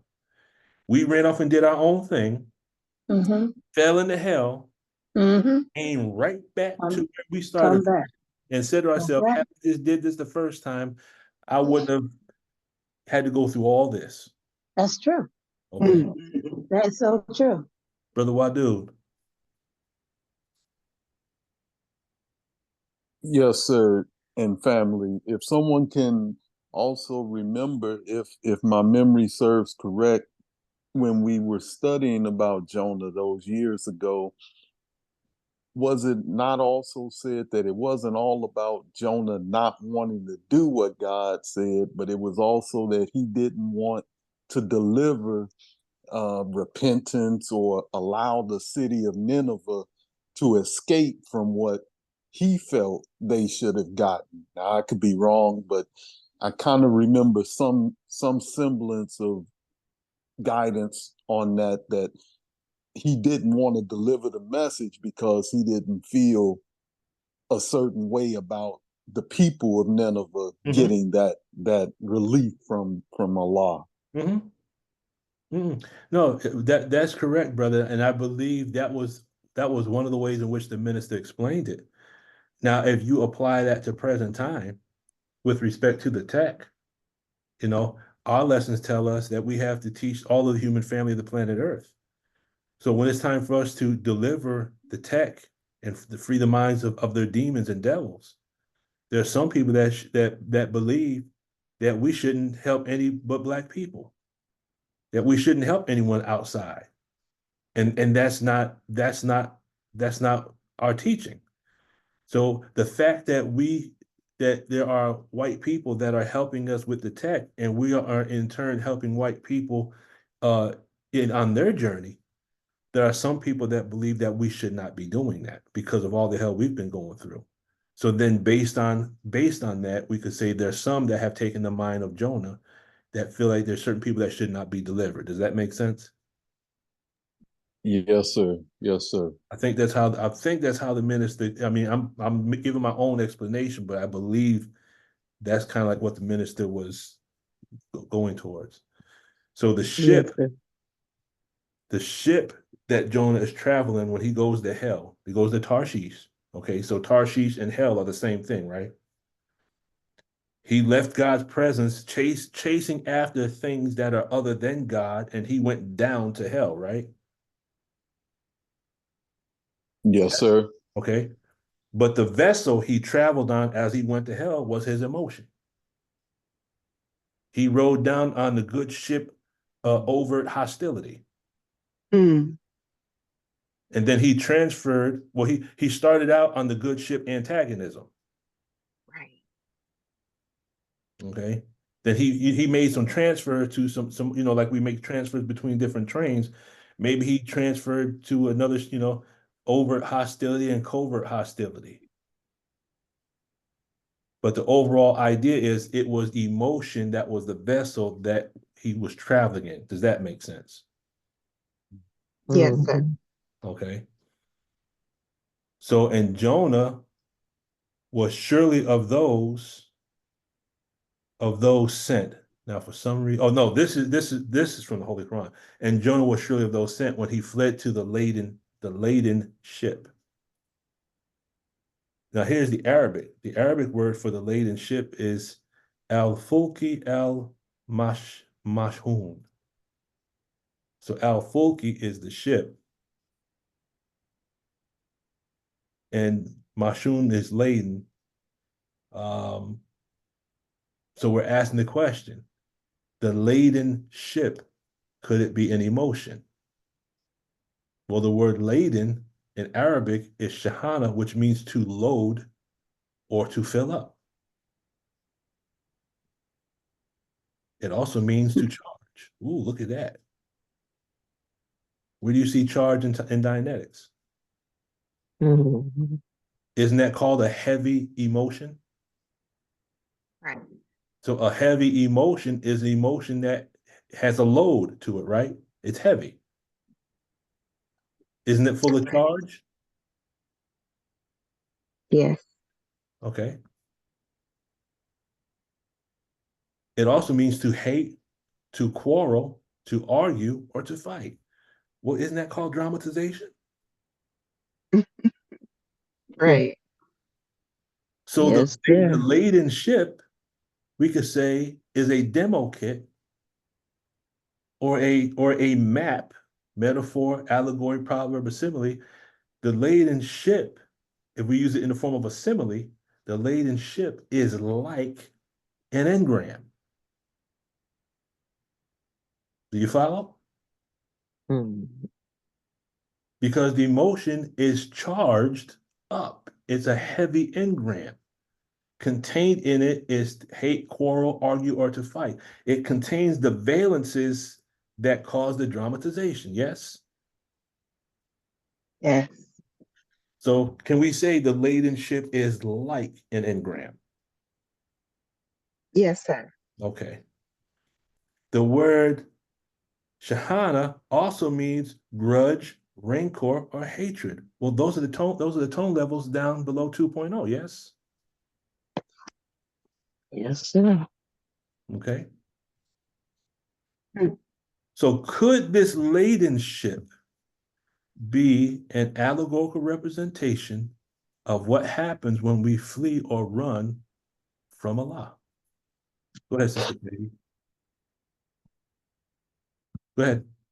You're on mute. Okay, so how does Shahada have anything to do with rancor? No, that's Shahana. That's a different word. Oh, I thought I heard you say Shahada. Okay. Nope, Shahana with an N. Yeah, Shahada, that's coming from the root word means to witness. So when you look at the word shahid, that's another derivative of the word. It means to witness, to bear witness. But we're talking about shahana. Okay. So is this what happens when we flee from our purpose? Go ahead, Brother Wadud.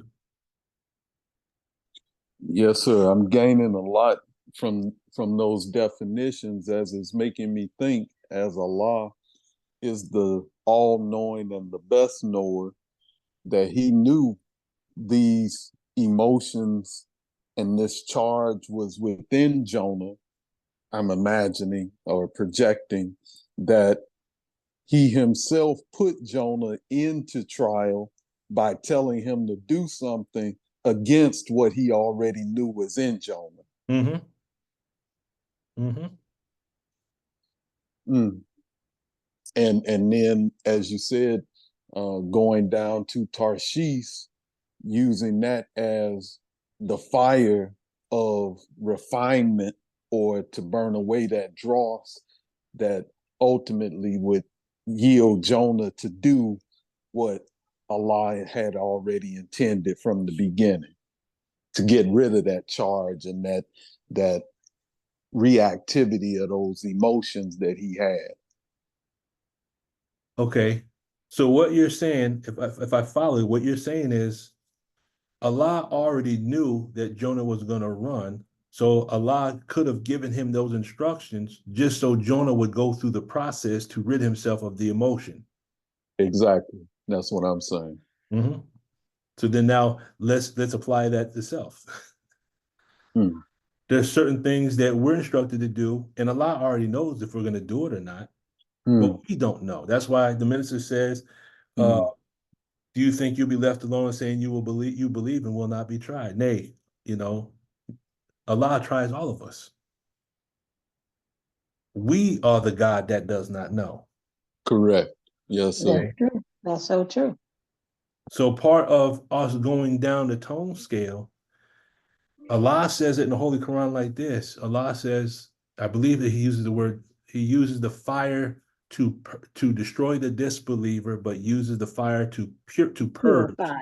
purge or purify the believer. Mm-hmm.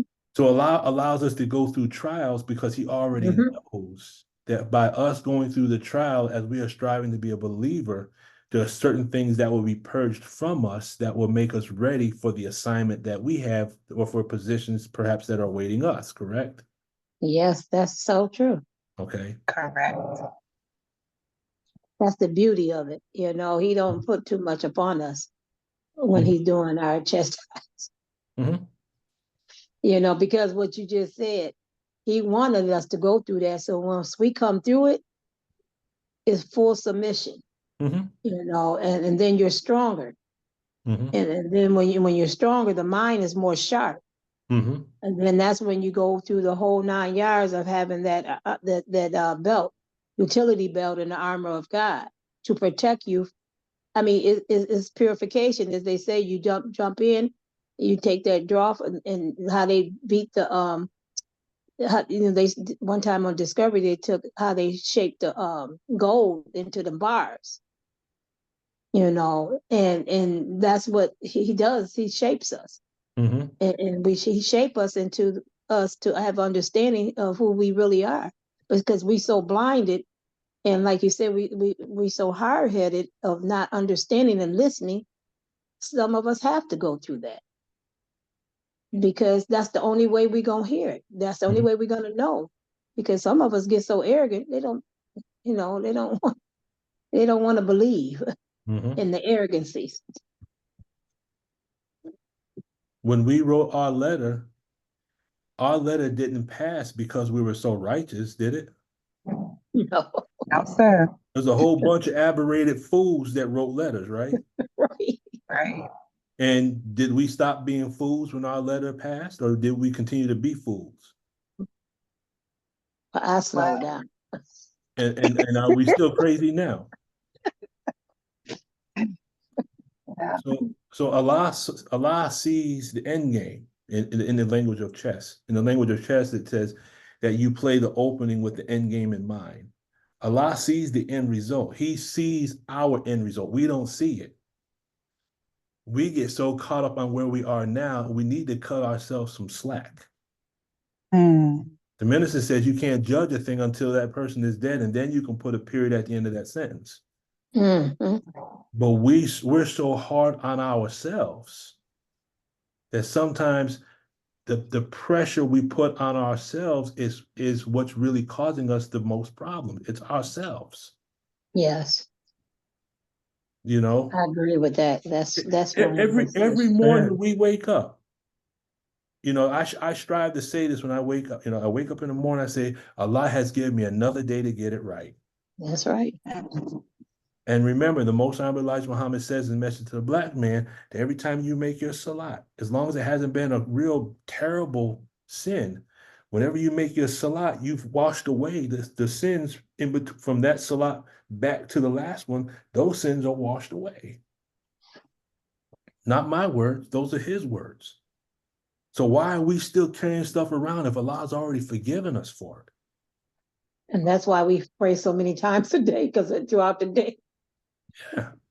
we Throughout go the through. day, but look at the environment we live in. Yes. You know, I'm gonna go off on a tangent for just a second, but when I look at the tech in the form of processing, and in the tech, in part of the SRD, they have this thing where you go touch the wall, they say thank you, touch the door, thank you. So they're acclimating you to, it's called objective processing. You're connecting to the universe in order to gain back yourself on a certain level. Does that make sense? Yes. Mm-hmm. Satan is doing the exact opposite. You look at TV, he's saying, look at this negative thing. Mm-hmm. Look at this commercial. Thank you. Look at this crazy TV show right here. Thank you. He's doing objective processing on the opposite end. Does that make sense? Mm-hmm. The more you get into the tech and the more you see the processing, you'll see that Satan is doing the same thing from the opposing side.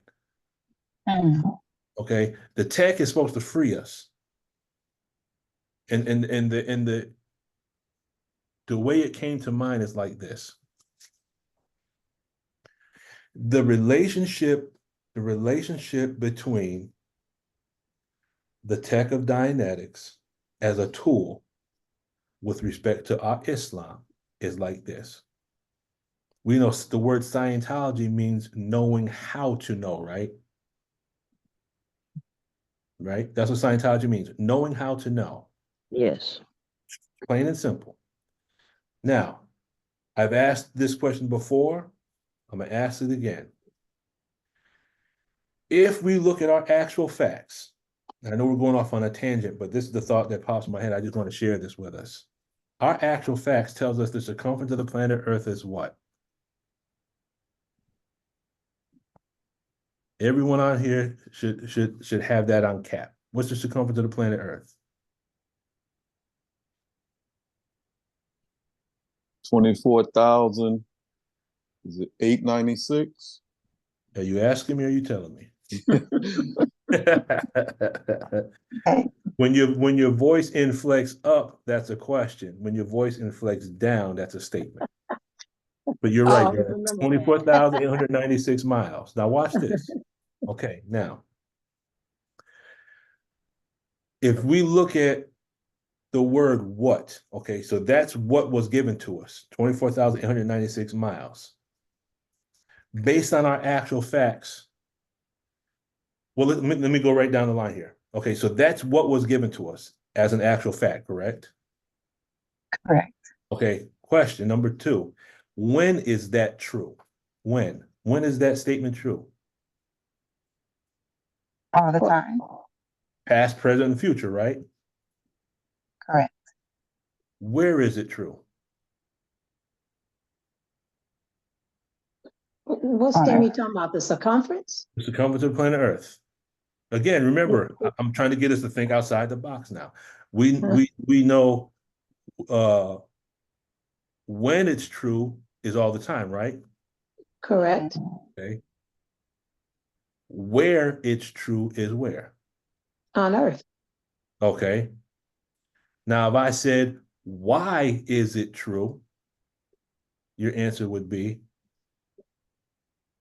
Oh, when it turns is on its orbit, day to night. Okay, but why? Let's go a little bit deeper. Why is that actual fact true? Why is it true? Because Allah measured it. Because Allah measured it, right? Yes. Now, if I asked you, how is it true? Once I ask how, you got to prove now, right? Correct. So you want to know what was the mechanism? How would you prove? How would you prove the Earth is 24,896 miles? On the spin. Personally, we can't do it. We take the word of Allah that He measured it. No, we can take the word of Allah. I'm not taking anything from that, but we have to remember, we have to prove at all times that the We have a teaching map. we receive is the fulfillment. We got to prove it. Yes, everything that Allah has given us is truth, but how do you prove it? Because proof manifests understanding. We can't just recite. Remember, the minister said we don't just, we don't just parakeet. He called that intellectual cowardice. We have to go into the teachings, and now we got to be able to prove. Remember, to prove at all times to the new converts. Rule number 3 of the 13 rules of instruction. It doesn't take anything away from the fact we know it's true. I'm not arguing that fact. How do we prove it? Because we could use. Oh, go ahead. I'm sorry. no. Go ahead, brother. Go ahead. Go ahead. Well, if we use today's technology or any technology, and we measure, say, the distance from on the equator of some city on the equator to the next city, we can use Google Maps, and we can come pretty close to the, use mapping or charting, as you said, map Okay. it out and get those distances, or even challenge that person we're trying to prove it to he himself, instead of disbelieving what I'm saying. Here's a mathematical way to prove what I'm saying. If you disbelieve what I'm saying, there are several ways. Okay. We have GPS, and the devil's truth is truer than ours. So use the devil's truth to map out the circumference of the planet, and you will come very, very close. And there are some of the Caucasian scientists who have come close. I can't recite any of them now, to that same measurement already.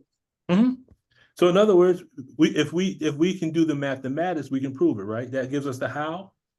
Yes, sir. So if I was just to say, how would we prove it using our teachings? You'd have to use a formula, right? Circumference equals 2 pi r, yes? Or circumference equals pi times d, correct? Oh, okay. So there's formulas we can use to prove the circumference, correct? Never thought about that. Yeah, because if we use the diameter, 7,926 miles, and if we take 7,926 miles and we multiply that times pi, we'll get 24,890. We'll get the circumference. But the reason why I'm bringing this up is this. We have the teachings right now, correct? That's the what? That's the what? Where is the teachings true?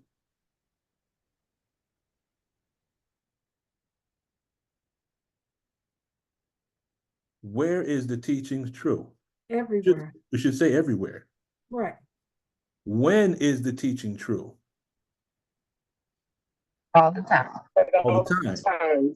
Why is the teaching true? Because Allah said it. How is the teaching true? Now we use the science, the Dianetics as a tool, because Dianetics provides the formula. And that's how we use it as a tool, and we marry it with the wisdom. Because the tech can be used to how to prove this. Because the tech is based on the science of the mind and the principles of how the mind operates and the equations and the formula, correct? Do you Yes. follow? Yes. So That's just all like we we use, got. huh? I said you brought me back on board with that Okay, mathematics. okay. So just like a formula is used to gain an understanding of physical creation, whether it's astronomy, chemistry, whatever. Every field of thought has its equations and formula, correct? Yes, That sir. explains the how of the concept. When we marry the supreme wisdom with the supreme technology, now we learn how to apply it to the book of Jonah. We learn how to apply it to the Dhammapada. We learn how to apply it to the Bhagavad Gita, because what L. Ron Hubbard has given us, he has studied all the ancient religions which originate, in his words, originate in the Asiatics. And we know who's the Asiatic. Who's that? The black man. The Okay. Asiatic black man. Okay. So his words. If it originates there, when the minister said it belongs to us, those are true statements, right? Absolutely. Okay. Now, if we had to fall asleep in order to allow someone else to rule, and then it's our time to rule, we have to wake back up. Don't you think we would have to wake back up and regain the knowledge that we let go of in order to fall asleep? We don't just wake up by saying, I'm God. We have to be able to manifest a certain level of higher consciousness, and that's based on mathematics, and mathematics is based on formulae, correct? Yes, sir. And what we have to understand is what L. Ron Hubbard was given, I believe, through the Savior, is the tech, which belongs to us anyway. He gave us the tech to wake us back up again. So he gave us back which rightfully belonged to us in the beginning. Now we just went off on a tangent, but that came to mind. I thought I would share it. The tech is the mathematics that we can use to prove the teachings to an individual who might be in the church, who might be a Buddhist, who might be a Hindu, who might be a Baha'i, who might be from the more science. Now we can crack open all the books of religion. And when we can take that tech and now we go deeper into our own lessons is what allows us to transcend everything. Because our lessons, it represents the fulfillment of it all, correct? Does that all make sense? Yes. Okay. So could this latenship be an allegorical representation? That's the emotion. Now, is this what happens when we flee from our purpose? Yes. When we flee from our purpose, we run into exactly what has to happen in order to bring us back to our purpose. Has anyone ever run from something and then wound up running right back into it without planning on running back into it? Yes, sir. Okay. And you say that with a smile on your face, right, brother? Yes, sir.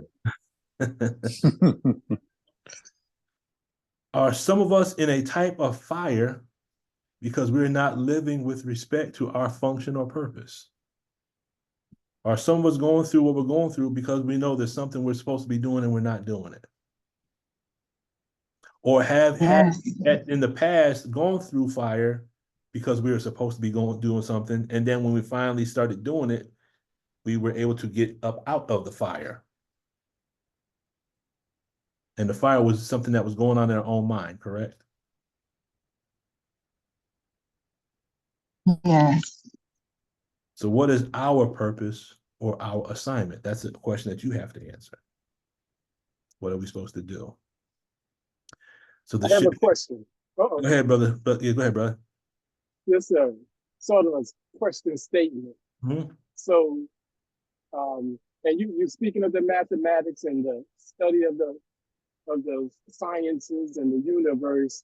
we should be studying, or it should lead us to study ourselves Mhm. in ourselves. Mhm. So Jonah, so he knew Allah Mhm. is what is inferred, that he knew Allah and he ran from Allah that he knew. Mhm. So he ran out of fear, and was he? Did he think? I'm going on the doctor's comment, which I didn't really agree with. That did he?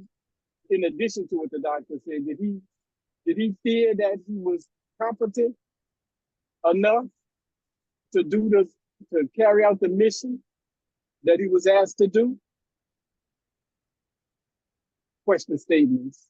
I would say that's a possibility based on what Brother Wadu dropped, because I do remember the minister teaching on it from that perspective, that he ran from the job because he didn't feel like the people of Nineveh were worthy enough to have mercy shown upon them. I think that's kind of the way the minister explained it. But is it possible that he also fled because he felt really he was incompetent, that he wasn't knowledgeable enough? It could be. The question is, when you and I have fled from a certain thing, have we fled? Have we made an excuse as to why we didn't do it, but was really the real thing, the reason why we ran is because we felt like we weren't wise enough or intelligent enough to handle it. So we use deceptive intelligence to justify ourselves not doing it. Does that make sense? That's kind of what I, looking into it. Uh-huh. That this is a pretty big job that we asked to do. Yeah. It's Yeah. huge. Mm-hmm.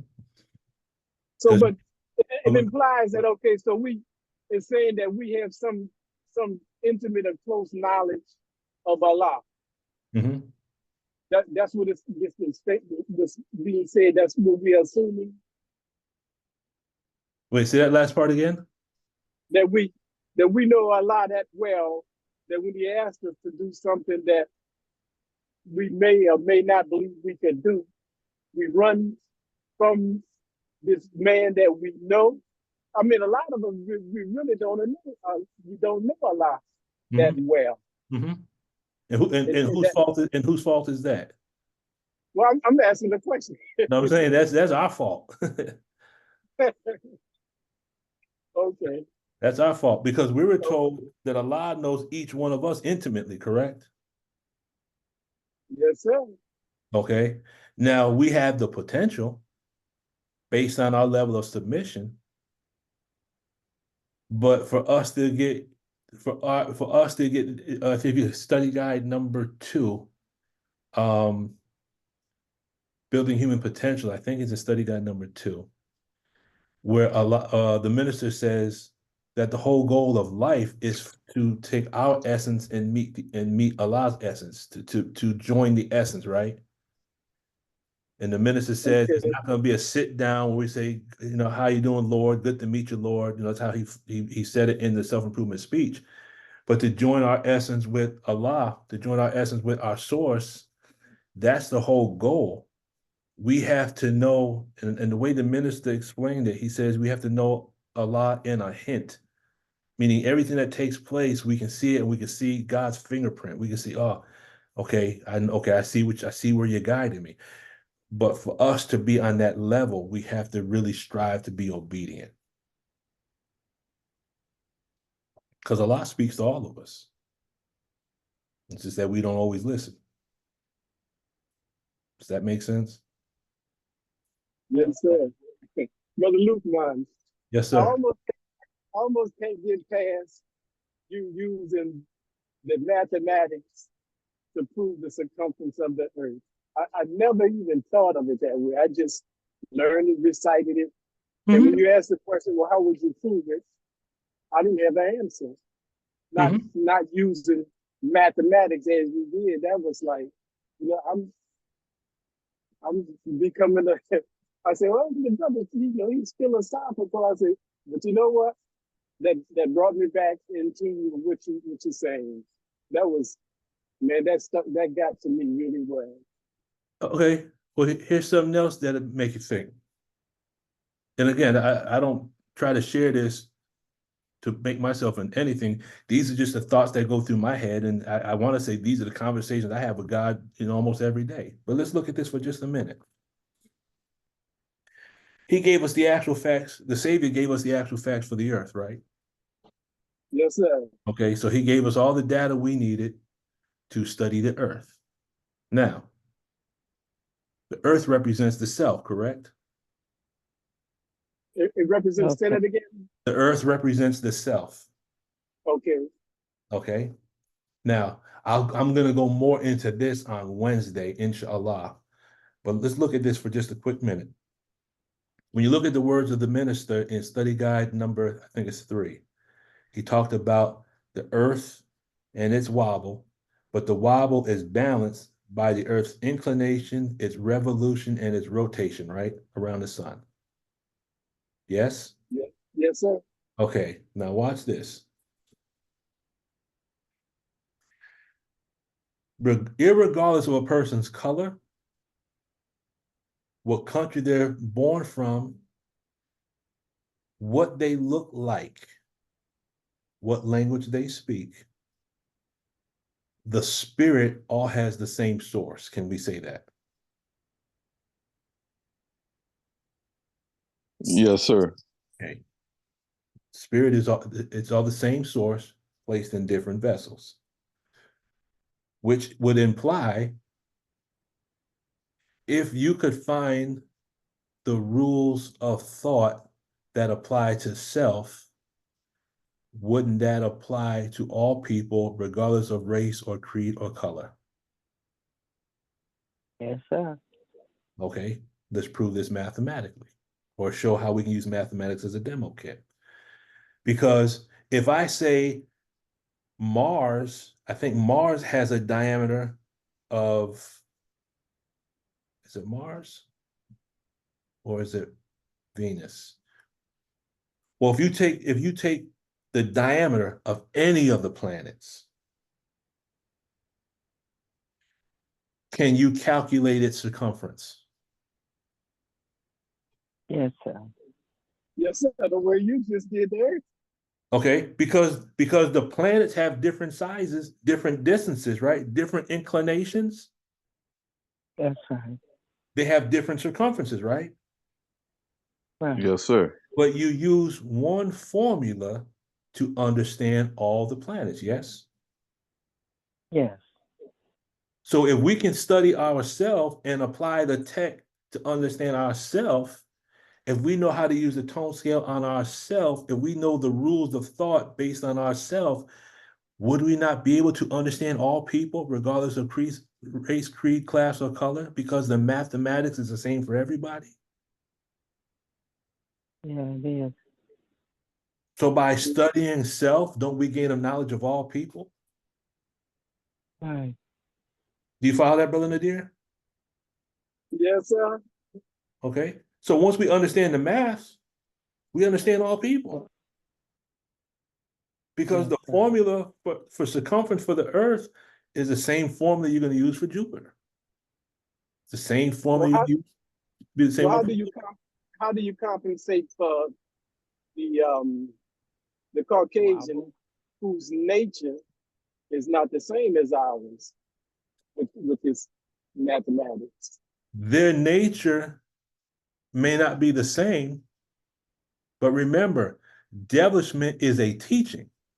Yaqub was an original black man, was a father, though he taught the devils to do this devilishment. So devilishment is a teaching.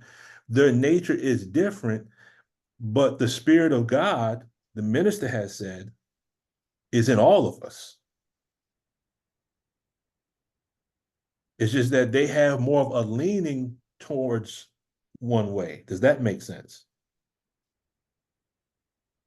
There's Allah says it like this in the Holy Quran that he and I'm paraphrasing it, and I'm gonna give it to you in the form of a demo kit. But when you look at the orange, you look at the grape, you look at the watermelon, you look at the strawberry, You look at the raspberry, all different sizes, all different shapes, all different colors.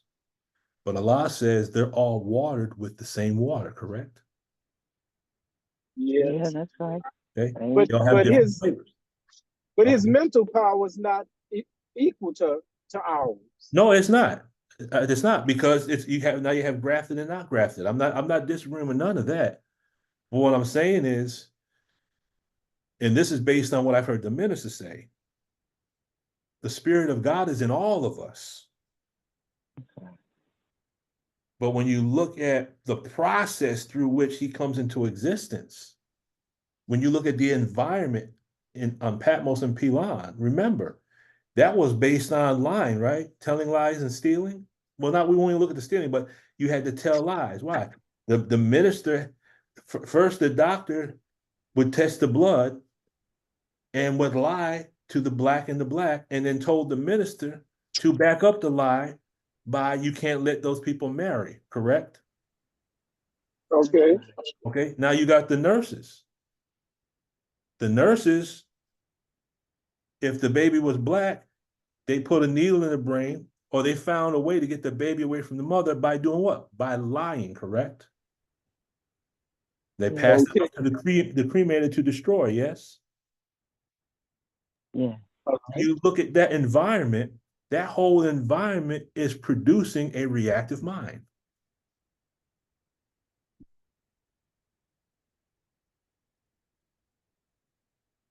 But the Thetan, the spirit, it all has the same source. Does that make sense? Yes, I'm sir. I'm following you. Okay, the spirit has the same source, but the spirit gets caught up in this physical body and gets interbulated to varying degrees. The interbulated Thetan and devil is the same thing. It's the same thing being described in two different words. We know in our lesson says, what is devil? A grafted man which is made weak and wicked, or any grafted live germ from original is devil, correct? That's right. Okay, weak and wicked. If you look at the word weak in Arabic, the word weak in Arabic is daufa, and that means attenuated. The Arabic dictionary, weakness means, one of the meanings is attenuated. Science of survival, an aberrated person is called attenuated. So the word weakness in the Holy Quran and in the teachings is the same as weaknesses in the tech, except the tech, not only do they show you the ARC between the words weakness, the tech shows you the science and the formulas behind what attenuation is. So L. Ron Hubbard is giving us the formula or the equations that back up what we have, so that we're not just reciting the wisdom, we can prove it. I'll give you an example. Again, it's not to make myself of nothing, but a brother made a statement on Facebook. You know, a statement was made, and a brother wanted to get on there and say what he had to say. Well, we're supposed to hurl truth and falsehood till we knock out his brains. Correct. And then I went right down the list to show, boom, boom, boom, boom, boom. I said, if you would just study, first of all, you'll understand that all the tech comes from us, number one. Number two, what I have learned in the tech, because I'm in the medical field, or I used to be in the medical field, I know that if you go into the study of neuroscience and endocrinology, that science supports and substantiates what L. Ron Hubbard was teaching in the 50s. Guess how the brother responded? He hasn't. How Why? did he respond? Because he can't. He can't Right. respond. Because in the science of logic, a person will attack the character of an individual, but when you attack the character of an individual, you're using what's called the fallacy. And as soon as you use a fallacy, what you're saying is, I can't fight the argument. So I have to find another way to win the argument while avoiding the argument. What you're really saying is, I can't win. That's the fallacy. I can't No win. truth. No truth behind the back in it. There's no truth behind it. So you got to say the minister's a bigot, he's this, that, but you don't say he's a liar. Right. Because as soon as you say liar, you got to produce the counter argument. That's right. So no one ever says he's a liar. Those who say that are shut down real quick, because it's easy to do that. And that's why I say antagonistic people, when they present arguments, they work for good because now you can study them and you can study how to sharpen your blade. Mm-hmm. Because there's only but a handful of counter arguments people use. You can't, there's not a whole assortment of counter arguments. Once you see a few of them and you sharpen your blade, as soon as it comes up, you slice and dice. You hurl truth and flux until you knock out its brains. Double-headed sword. Mhm. So what I'm saying is, we know that it's true because it comes from the Savior. There's no arguing that, but can we? Right. Right. When the minister departs, did he not say there's going to be certain things people are going to come at us, and that will get the weak? Well, he didn't say that part, but the part I'm saying is, if we can't explain the teachings, Mm-hmm. then our inability to explain is going to allow the seed of doubt to come in, because someone will ask a question that we cannot answer, and we ain't going to be able to get along and just saying, well, the minister said it and I believe it. No, when the minister departs, we got to be able to show and prove. Mm-hmm. That's right. So all I'm saying is, if you can go through the what, where, why, when, and how of any subject, the how shows you the elements of the thing that you're studying and the relationship between the elements that you're studying. And when you can identify all the elements and you understand the relationship between the elements, now you have the knowledge, you have the wisdom, and then you have the understanding. When you understand a thing, you can explain it in your own words. If you can't explain it in your own words, then you don't understand it. Does that make sense? Yes, it does. Yes, Okay. it does. So we have to be able to explain it. The minister says it like this. He doesn't like intellectual cowards who just pretty much repeat what we've been taught. He says, you got to dig and find all the jewels that Allah will show you. So the languages I use by Allah's grace is mathematics and science. Someone else, like Brother Frank, if Brother Frank is still with us, he might use the science of agriculture. Someone else might use the science of botany. Someone else might use the science of this. All of us are scientists, potential scientists in specific fields of thought. Does that make sense? Yes. And based on how our purpose, based on what has already been, in my humble opinion, based on what Allah has already placed in our genetic makeup, will determine which level of science we will go into to qualify for a position that perhaps is awaiting us. We have to find our purpose in our language. Mm-hmm. Mm-hmm. It's kind of another tangent, but Brother Nadir, does that make sense? It's a long-winded response, but Well, It's broken I have down. truthfully, I have to give it more thought, specifically that the two people having different natures, having the same, emanating from the same spirit. okay. That's my but it's something that, you know, it'll come. I'm not saying that, oh, okay, yeah, I get it. I still have some thinking on that to do. That's okay. As you brought up certain things, ministers do. So I got to find some stable datum. I got to find what the minister Yeah, has said along yes, those lines. sir. More scientific, as you did with that. You know, I'm sort of man of science. You know, Uh-huh. which leads to the spirit, and we Mhm. could spirituality can be calculated mathematically and scientifically as well. I believe Mhm. that. But I had as you brought up the all, you know, if we know ourselves, we'll know others. Mhm. And I was thinking from the same nature. You know, the message said that we couldn't fathom the depth of the evil of those people. Mhm. So to see that a little bit now with that conflict going on overseas, you know, Mhm. that's pretty evil. But I don't want to get stuck on that. I want you to continue. You'll probably say something that'll make it clear as you proceed. Okay. I'll make this one last point. You study the tech, right?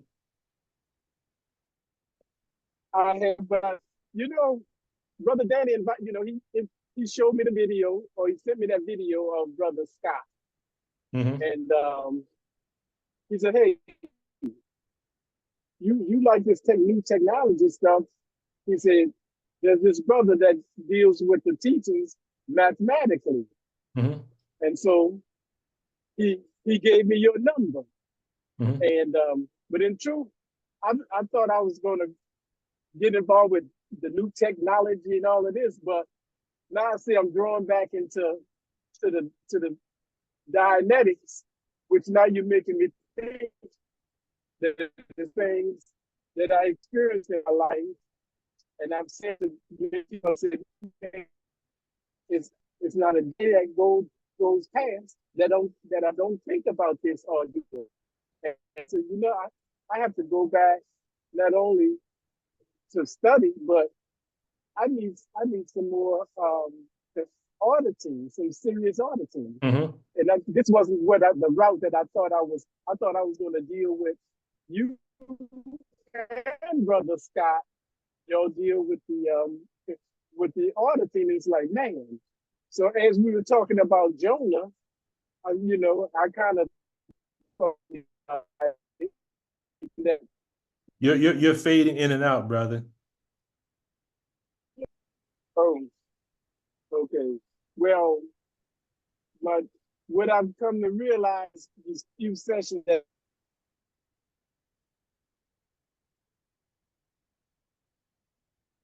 Now we've lost you altogether. to take only studying, but to get the auditing so that I can get some of the turbulence. Mm-hmm. And I know that some things that I'm stuck on a timeline. I'm realizing that I strayed away from the Dianetics, but I see that in a roundabout way, I got led back to this. Mm-hmm. So kind of like Jonah. Yeah, this is just. That's true, though. The point I'm making is this, brother. When you study the text, Study self. uh-huh. So, man, this is not what I really wanted to do. I wanted to get into this technology thing and have you like you did with the mathematics of the circumference to go into the teaching. Never get too far in that because my mathematics is not that strong. Oh, don't worry about the mathematics. Everything that you say and do. The key here is when you study the Dianetics and you understand the laws and the principles and the rules of how it works, whether a person is black, brown, red, yellow, or white, the tech works for everyone. There's not a separate technique for white people and a separate technique for Spanish people and a separate technique for the indigenous. It's one science that's applied to all. The bodies are different. The mind has the same source. That's what I'm trying to say. I can see that. Yeah, that's what I'm trying to say. I'm not talking about necessarily the natures. I'm saying when you look at the tech, you don't audit someone who's Caucasian or someone who's indigenous or someone who's Chinese different than you audit someone who's black.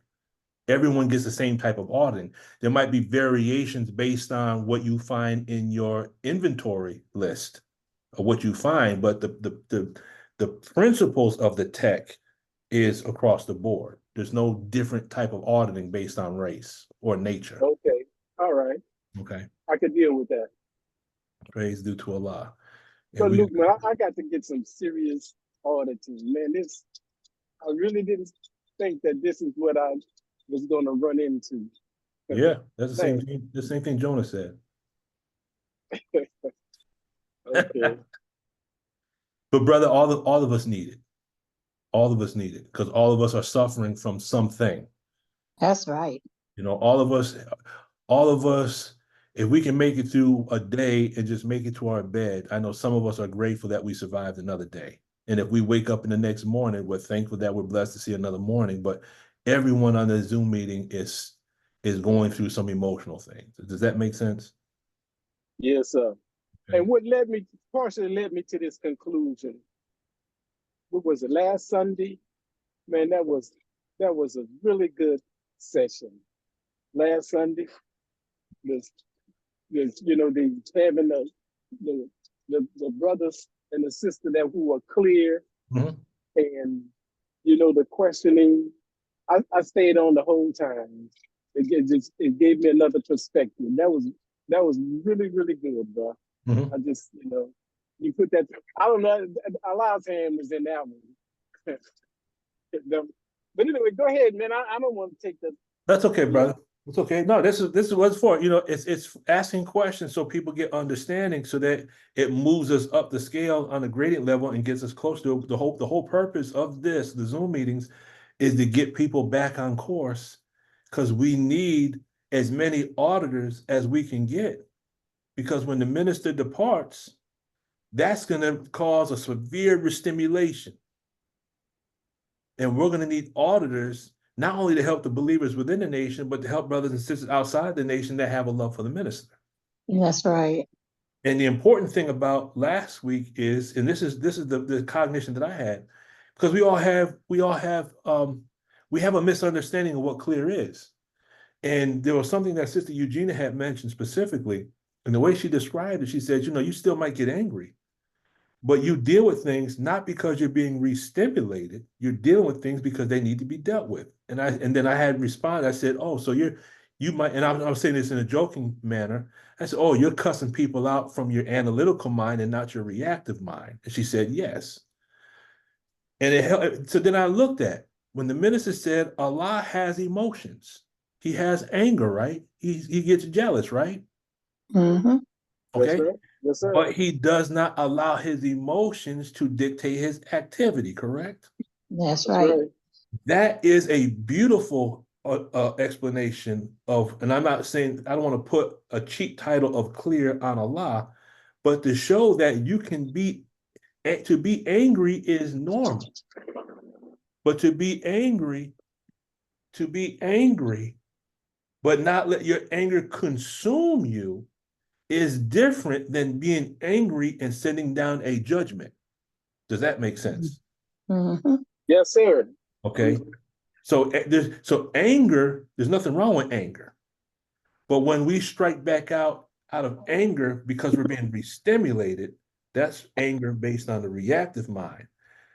We have to strike out because someone deserves that we reach out and touch them. That's the same anger, but it's coming from a different part of our thinking. Does that make sense? Yes, sir. Absolutely. All right. Like with our children. Yeah, sometimes you got, I look at it like this. In the Bible, it says that, it was with Jesus and I think John the Baptist. And they came to John the Baptist and said, Are you the one? He says, No, I baptize with water, but the one coming after me baptizes with fire. Hmm. That's kind of how my father used to deal with me. When you're running through the house and you're supposed to run through the house, my father would say, Stop running through the house. That's baptism with water. You keep running through the house again. He says, Didn't I tell you to stop running through this doggone house? He just baptized me with water 2 times. Third time says, Look, you run through here one more time, something else is going to happen. I knew the baptism of the fire was around the corner. Mm-hmm. Sometimes the baptism of the water will get you straight. Whip you in straight. Yep. But sometimes that analytical mind has to kick in to teach the child to stop running through the house for his own good. Does that make sense? Mm-hmm. Yes. Nothing wrong with anger, but we can't let the anger consume us, and we can't let the anger to determine our action. Mm-hmm. Okay. Okay, we'll handle this and then we'll close it out. But Jonah rose up to flee into Tarshish from the presence of the Lord and went down to Joppa, and he found a ship going to Tarshish. So he paid the fare thereof and went down into it to go with them unto Tarshish from the presence of the Lord. If the ship represents emotions and went down into it represents going down the scale, could this represent going down into the reactive mind? Because he went down into the ship, right? Yeah. Okay, so we say the ship was the vessel that he traveled on, is similar to the emotion that we travel on that brings us to hell, which is our lower tone scale reactive mind. Yes. Right. Okay, so we're seeing how these concepts in the Bible line up with aspects of Dianetics. Does everyone follow? Yes, sir. Okay. So now, who was the them that Jonah traveled with to Tarshish? Because he went down he was in the boat with them, right? Was he Right, with a group of people? right. Okay. That's that bad company that keep you in that I forget the terminology in Dianetics, but those are people that keep you re-stimulated or something like that, is it? Well, you have environment, you have you have suppressives on the outside that keep you aberrated. So this ship that he's traveling with could be an environment, but the them that's in the ship called the engram could be these valences that we carry around, these demon circuits that we carry around, because the circuits in our mind came from people that said things to us in a moment of pain and unconsciousness, correct? That's right. Okay. So our mind becomes a boat that's taking us to Tarshish, and we're at the bottom of the boat, meaning the lower part of the tone scale, and we are with those in the boat who are with us, and those are the valences which represent people from our family members from the past that did us wrong. That's right. Yeah. Okay. Okay. Because Jonah's in the boat with others. We'll do this and we're gonna end it because it's getting late. Jonah's in the boat with others. So if this ship represents emotions in the reactive mind, then who are the mariners that are in the boat? Who do they represent?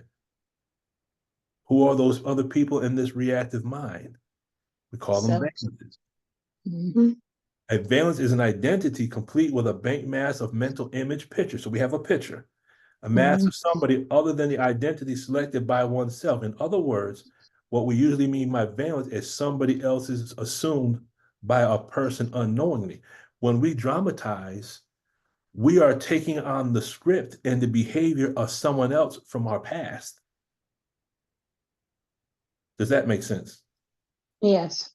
What is a savage? A savage is a person that has lost the knowledge of himself and is living a beast life.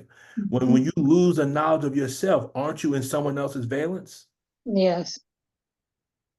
If you're living a beast life, aren't you dramatizing? Then that means the word savage is equivalent to the word aberrated. Does everyone follow that logic? I'm following you. Okay. Yes, Yes, sir. So We're the valence dealing with mechanism. Go ahead. Go ahead. no, I'm saying we're dealing with the allegories and the metaphors and parables And the similes. in the simile. So an aberrated person is like a savage. That's the simile. A person has lost the knowledge of himself. Well, as soon as we dramatize, don't we go out of valence and click into someone else's valence? Yeah. When we're aberrated, haven't we lost the knowledge of ourselves? Yes. And as a result, we operate based on compulsion. Remember the coins, COINS, compulsions, obsessions, insanity, neuroses, and psychoses. When we're engaged in compulsions, obsessions, aren't we living the life of a beast? Aren't we doing things that are other than self? We are dramatizing things that we observed and saw and learned from someone else. That's true. That's so true. Savage is equivalent to one that's interbulated or aberrated. It's the same thing. It's just different language.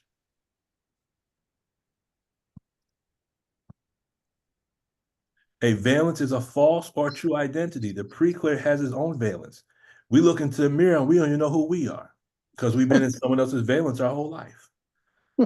Then there are available to him the valence of all persons who appear in the engram. That's why sometimes we act up and people say, you act just like so-and-so. You act just like so-and-so. Summary.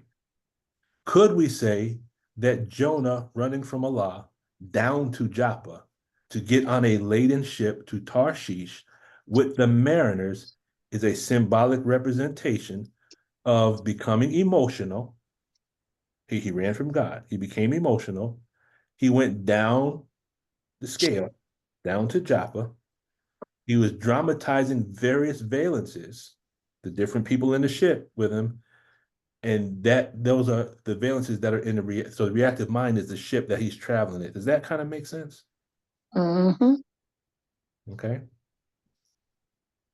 So now what happens when we go downscale? We'll end on this note. God willing, we'll do like a part 2 on Wednesday. When we get into chapter number 2 of Jonah, we're going to look at what takes place in the reactive mind. And I'm going to try to see if we can go in there and find something in there that will point us in the direction of the type of processing. If there's like processing in there, we can find the equivalent in processing, because Jonah he was cast overboard, correct? And Yes, sir. in all of us, in our aberrated state, when we have dramatized someone's valences or valence, did we not go overboard with our behavior? Because some of us got in trouble because of something that we said or have done, correct? Mm-hmm. We went overboard. Okay, so being thrown overboard and swallowed by a fish, and to me, is symbolic language of when we go overboard in a certain behavior, and then that behavior swallows us. Now Yes. we're stuck in that for a certain amount of time. You can call it Mhm. compulsion, you can call it obsession, you can call it addiction, whatever you want to call it. It's something that we have all suffered from at various points in life, and something that we thought we would never get out of, correct? Mm-hmm. Okay. So we'll end it on that note. Does anyone have any questions, any thoughts? Sister Barbara and Brother Frank. Yes, sir. Assalamu alaikum, family. Happy Savior's Day. Wow. Brother Lukman, you mentioned, I could not write the title down that fast, something about Pluto and the oracle, allegorical, about a book, a title of a book. Title of a book. Ooh, I said something about Pluto in a book. Oh, how Pluto can be an allegory representing the self. Right, but Yes. it was a book, seemed like it was a book title you mentioned. I may be wrong. Only thing I probably mentioned was probably the problem book. Okay. Nice. Plato's Plato. Allegory. Plato, thank Thank you. you. Thank you, sister. Yeah, Thank you. if you Google it or you go to Fabulous. YouTube, it's called Plato's Allegory of the Cave. It's those that have studied philosophy, this is one of the things that all philosophy students will study. And it's called Plato's Analogy of the Cave. Plato's Analogy of the Cave. Analogy. But it's based on symbolism. But the symbolism and the analogy is, once you read it, you'll put it into your own understanding. It makes total sense. Okay. But it's just it's a good thing to study. Yes, sir. Thank you. You're welcome. And Sister Peggy. I was just gonna say, isn't it in the Republic? It might be. It might be. Okay. Yeah. It was actually Socrates. It was in Plato's dialogues about Socrates. You see how brother Scott come in and just fold his arm up like he been here the whole time and he wants to just come on. I'm just messing with you, Brother Scott. Assalamu alaikum, brother. Walaikum salam. Good to see you, brother. Likewise. Yeah, I missed the meeting earlier today. I have to sometimes take a break and work on getting my blood pressure down a little bit. Understood. I'm at the age where everything's starting to fall apart. Lord. Eat more grapefruits. Well, I'm grateful and thankful, you know. I have to eat more grapefruit. Oh, eat more grape? Yeah, I got to eat more fruit, period. Grapefruit. And that too. Definitely got grapefruit, but glad you can make it, brother. Praises be to Allah. Me too. Thank you. Sir. Anyone else? Questions, thoughts, statements, cognitions, corrections before we close it out? How's everyone doing on their studies? a question, Brother Lukman. Yes, ma'am. Well, as I call it, the after party from last week, was that recorded? No, I did not record the after party. The after party. For those that were with us last week, we ended the meeting about what time? Was it about 8 o'clock, 8:15, 8:30? Yes. That was the first half. That Yeah, was the first half. Part one. we stayed until about 10:45. Yes. Wow. Yeah, we stayed Okay. until about 10:45. Yes. But for those that came late, let me replay this statement by the minister. Let me replay the statement by the minister. I think this is it. Let me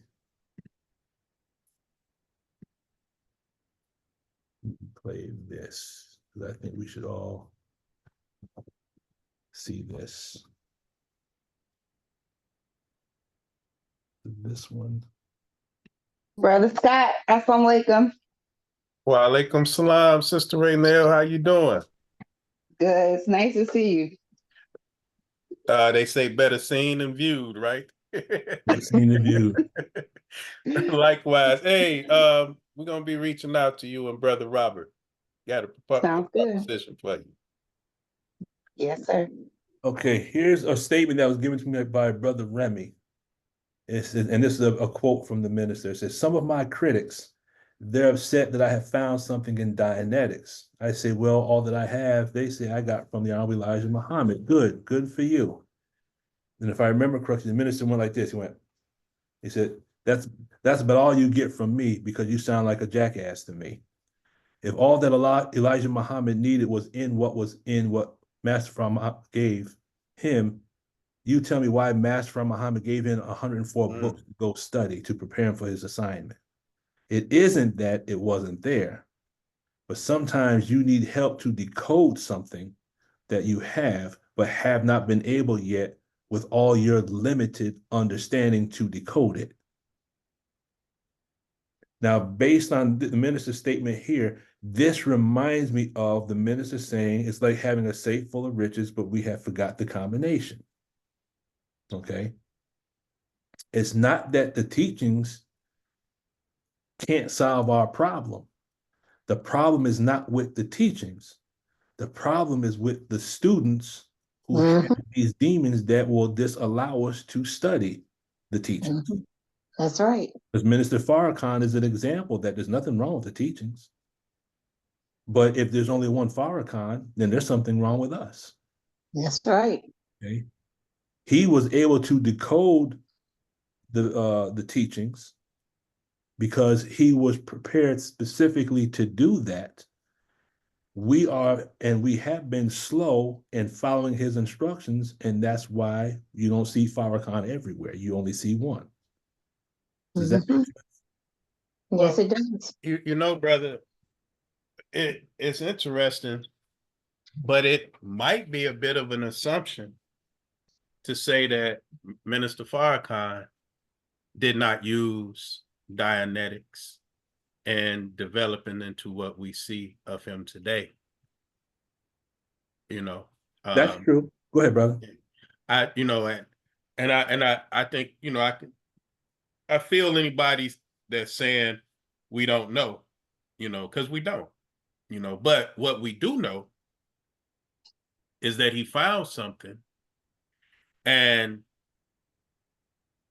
if it were good for him, then he would know it was good for us. But how could he know if it was good for us if he had not first determined that it was good for him, if he had not first experimented with it himself? That's right. That's right. Yes, sir, Brother Scott. Like he said that. And when you look at it, there's 2 points I want to make. One is based on the after party we had. I don't know if I'll use the word after party we had, but if we know the minister has a track record that has been a manifestation of his love for humanity, Right. then we should have enough confidence and not faith. We should know, based on his track record, he's not going to guide us to anything that's going to hurt us. That's right. And the the corollary to that is whatever he guides us to is going to help us. Now, last week I had posed the question because as I'm going through SRD and I'm learning certain things, there's what's called subjective processing and objective processing, and certain things that take place in SRD, I'm like, wait a minute. When you look at how the minister used to describe some of the trials that the Most High Elijah Muhammad would put him through, saying certain things to generate certain responses and things of that nature. I asked Sister Eugenia because they've gone a whole lot further into the text than I have. So I asked the question. I said, based on how the minister has described his relationship to the Most High Elijah Muhammad, could you describe that as a type of processing? And she said, I can't remember what she said exactly, but she basically said, of course it is. What the exalted Christ put the minister through, you'll find it in certain levels of processing. So it's like the minister was going through the process of becoming clear through the Honorable Minister Louis Farrakhan, the Most Honorable Elijah Muhammad. It was as if, and I don't want to say this to cheapen it, but it's like the messenger was auditing him, processing him. I'm just saying, I'm trying to describe that process in the language of the tech. Like a rundown. I'm not trying to diminish our teachings. But when you go back and listen to all the stories that the minister has told us, and you show the parallel between the tech, it is like the minister was the pre-clear and the Most High Elijah Muhammad was the auditor. And again, I'm not trying to diminish anything. I'm just using it as an example to draw show the ARC or show the parallels between the two. Marry the supreme wisdom with the supreme tech. So can we say that the minister was audited by the Most High Elijah Muhammad? Could we say the Most High Elijah Muhammad was audited by the Savior? We can use that language, but I also want to say it's on a much, much higher level, because one thing that the sister shared is when you talk about these OT levels 7 and 8, all the OT levels, her words were, and any believer that remembers hearing this, just bear witness, she said the minister's words were that that's old tech. Exactly what she said. Exactly what she said. Yes, That yes, is old tech. What's old tech? All of it. Dianetics. That's old tech. That's old tech. That's what her words. She didn't go into it. I mean, she didn't. All you got to do is say that, and that works for me. And that's why I firmly believe if we use this as a tool to unlock what we have, in the words of Mother Tainetta Muhammad, and talking about the pyramids, there's that missing capstone. And she said the missing capstone is not a missing stone, it represents a people that are missing. Once we crack open our lessons and we can really go into our lesson and extract the wisdom that's in there, it is our job to clear the planet. Go ahead, Brother Scott. I feel like you got something you want to drop out there. You're clearing your throat. No, I was just clearing my throat. But you are stimulating, brother. You're very stimulating, man. I believe there's something. And then when you listen to L. Ron Hubbard, when he talks about the message to Black people, has anyone ever heard that message to Black people? Yes, sir. Yes. Is there anyone that has not heard message to Black people? Okay. Here's what it said. I keep it close at hand. Here's what it says. It says, completely aside from what it means to the whites, Scientology offers to the Black people of America a wonderful chance. The world's primary study of the mind has a long and excellent record of success across the world in improving the opportunities of man. If Scientology were to be used by the Black people of America, the gains for which they have striven so hard in the social world would be guaranteed. Scientology can increase intelligence, improve personality, and bring personal power and alertness to any person to whom it's applied. It may seem at first a difficult subject, but it is not. It is far easier than common school subjects. Many Black people have already studied it to professional level. The gates of Scientology are wide open to Black people. A professional Scientologist has more social standing and ability to help than any other professional field. If Black people, even on a part-time basis, studied it and used it upon other Black people, if Black centers were to be set up in America for Black people, the standard of ability, social activity, and intelligence would be increased far beyond any future possible loss. Look into Scientology and use it to help your own people. Let them truly walk in the sun and take their place amongst the most brilliant people of earth. Who said that, Brother Lukeman? Say again? Who said that? L. Ron Hubbard. Oh, yeah. And Yes, sir. when you look at the org that was set up in Harlem, it was set up in Harlem, New York for a specific reason. By Allah's grace, that's where I'm located right now. I just finished the assist on illness and injury through the Harlem org. Once we get this and we start helping our people, the game is over. But we have to get back on our post and start making honey in the carcass, as Brother Robin would say, get on our post and making honey in the carcass of this dead lion. And the symbol for the level 5 altar is a lion that's not in the cage. I'll just throw that out there. It's an uncaged lion. Go ahead, Brother Scott. A couple things. One, I think it's very interesting that Mr. Hubbard recognized the need for separation.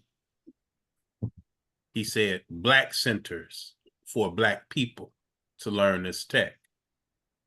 He was not trying to force the two people together. You know, that's how it kind of have worked out. But he was clear, if everybody else wasn't, that there would be a need for Black people to be in charge of their own processes. That's one. Number two, I would say, if we were using the language of Dianetics and looking through that lens at the activities of the Nation of Islam, that the Honorable Elijah Muhammad definitely put us through a series of rundowns. But in order for the rundowns to work, you have to stay in the process. So the minister pointed out how people leave the class and then the process stops, right? You have to stay in the class for the process to work. Now, when we went over to a Caucasian's class, we will trust his processes. Though his processes were designed based on his people, right? So in other words, not to say that it excludes Black people, but it has a beginning and the ending that we can measure pretty clearly. But how do you measure the processes in the Nation of Islam?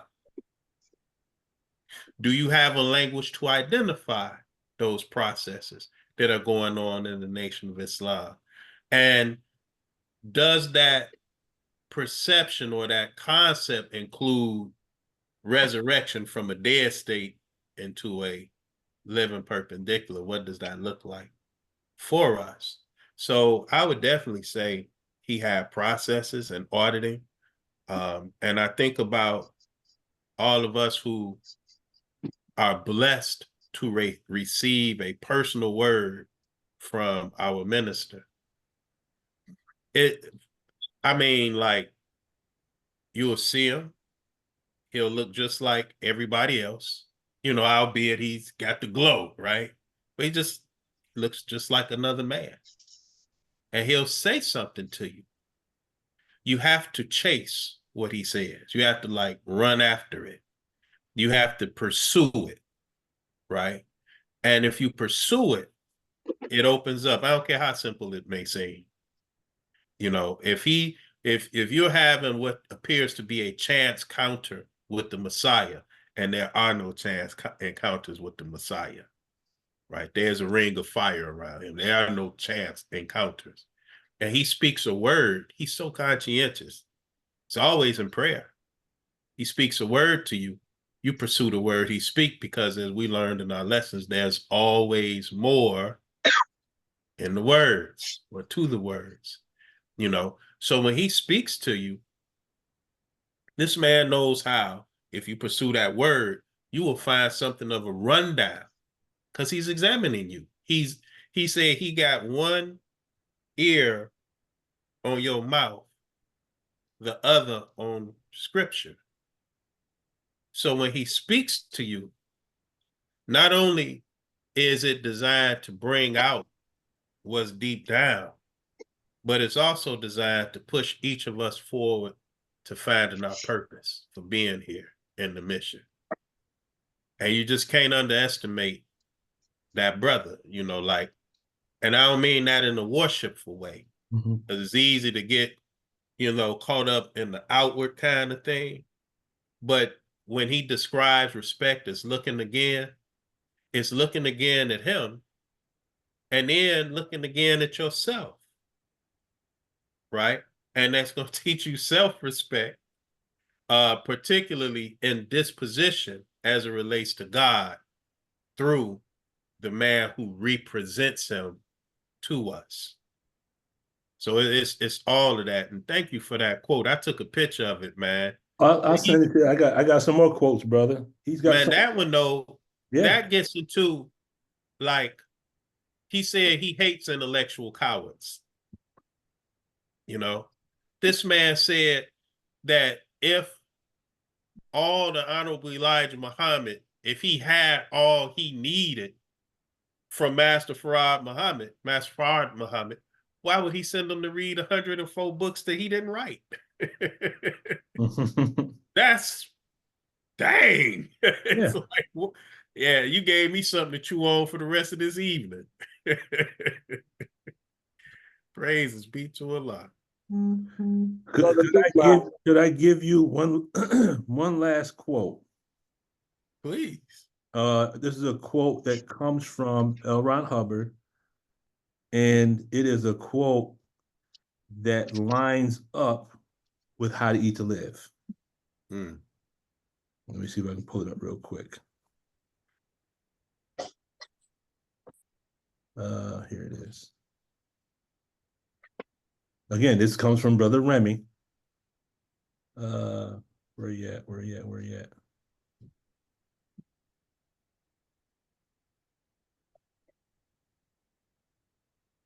Okay, where'd you disappear to? Oh, I know it was. Okay, I got it.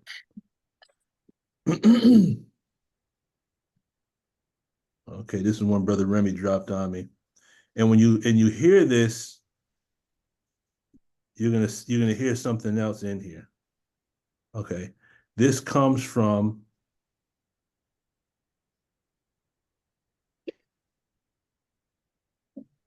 this is a statement made by L. Ron Hubbard that has ARC with our dietary law. He says, here's the problem with the consumption of energy.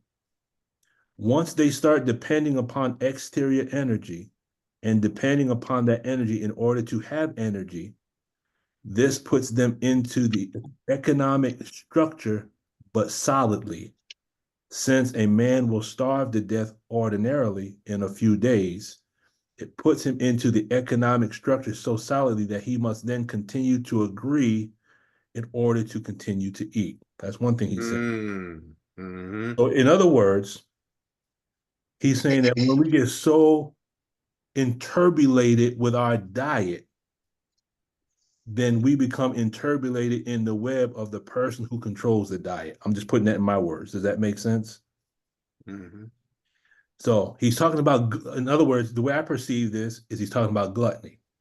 He says, you are looking then at the deterioration of self-determinism drawn against the curve of the deterioration of the individual's production of energy. And as he produces less and less energy and consumes more and more energy, his self-determinism follows on the same curve. So that when we have security in the future, we are back to a problem of energy. So we're consuming food that's subtracting our energy, but is not replenishing the energy. And this is connected to the deterioration of our will. Then he says, and that comes from a lecture titled Energy Problems that was delivered December 15, 1953. He says, in Scientology, you're dealing with a specialized group, specially selected. Actually, these people are all pre-selected out of all the races of Earth today. It isn't a cross-section of the population at all. It's a very great minority of the population. As these people move up to more advanced levels of training, a further selection takes place. Their confront, their persistence come up. Just look at the things that are required of one of these people. Look at the things they have been required. Look at the things that have been required of you in actual fact. Sticking with it despite disappointments and upsets and the trouble you've had. If you don't think that's a process of pre-selection, you should take a look at it someday. Just going on being in Scientology is a process of pre-selection. It has its rewards, but it also has its liabilities. And those that have survived this particular process have simply demonstrated the fact that they will obviously someday make OT. You can apply that to the teachings. Because out of all the stuff we've gone through, by Allah's grace, we are still here. That says a lot. Yes, it does. Okay. So I'll end it on that. Can I say something about the energy piece though? Of course, brother. Aside from the application to the dietary, I see another application. When I was very young, in my journey in Islam, I was blessed to be at the dinner table with the minister, and Brother Dwayne Muhammad at the time, who was for a while the general manager of the Final Call or the video manager, what have you. But at the time, the minister was building the Final Call, and Brother Dwayne was one of the administrators at NBC. And the minister asked Brother Dwayne to come and run the Final Call. And Brother Dwayne, you know, there's old saying, you don't tell the president of the United States no, and that goes double for the messenger of Allah, right? But he could not honor the minister's request at that time because he said, they got me in golden handcuffs. So he was getting energy from NBC, right? But they were not replenishing his energy where he could do for self. And all of the energy they gave him, when he went out, you know, he living right off the lake, one of them big joints that Oprah was living in, and, you know, so if he walked away from NBC, then his stuff collapsed, you know. So when you go out and you begin to eat the enemies, accept his energy, you in NBC. NBC is not for Black people. You know, it is against us, right? But the energy he was consuming, it trapped him. Even though it seemed great at first, he called it, I never forget, he said, they got me in the golden handcuffs. And it took him a while to extricate himself so that he could come and work for the Final Call, which was producing energy for all of us, or producing food for all of us and him at the time. So when you were reading that, that's what I was hearing. Took me back to that conversation. Hopefully all of us will be able to be rid of this energy and get some energy of our own. I got about 18 months, and I'm gonna try to get some energy down in Tuskegee, brother. I got about he said, you better do for self before you are forced to do for self. Sure. That always make me think of a man, like, what would it look like if Noah was trying to build the ark in the flood? You have to build it on dry land. Yeah. And it's wet right now. It ain't flood, but it's wet. I think the raining has started. Yes, sir. So, all right, family. Allah willing, we'll continue this on Wednesday. Everyone invite someone.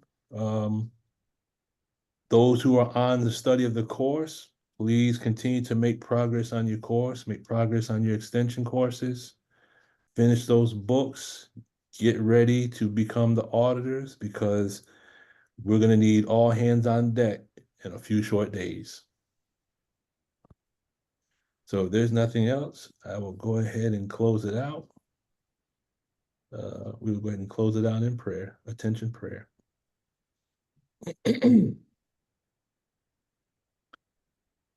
I seek refuge in Allah from the accursed Satan.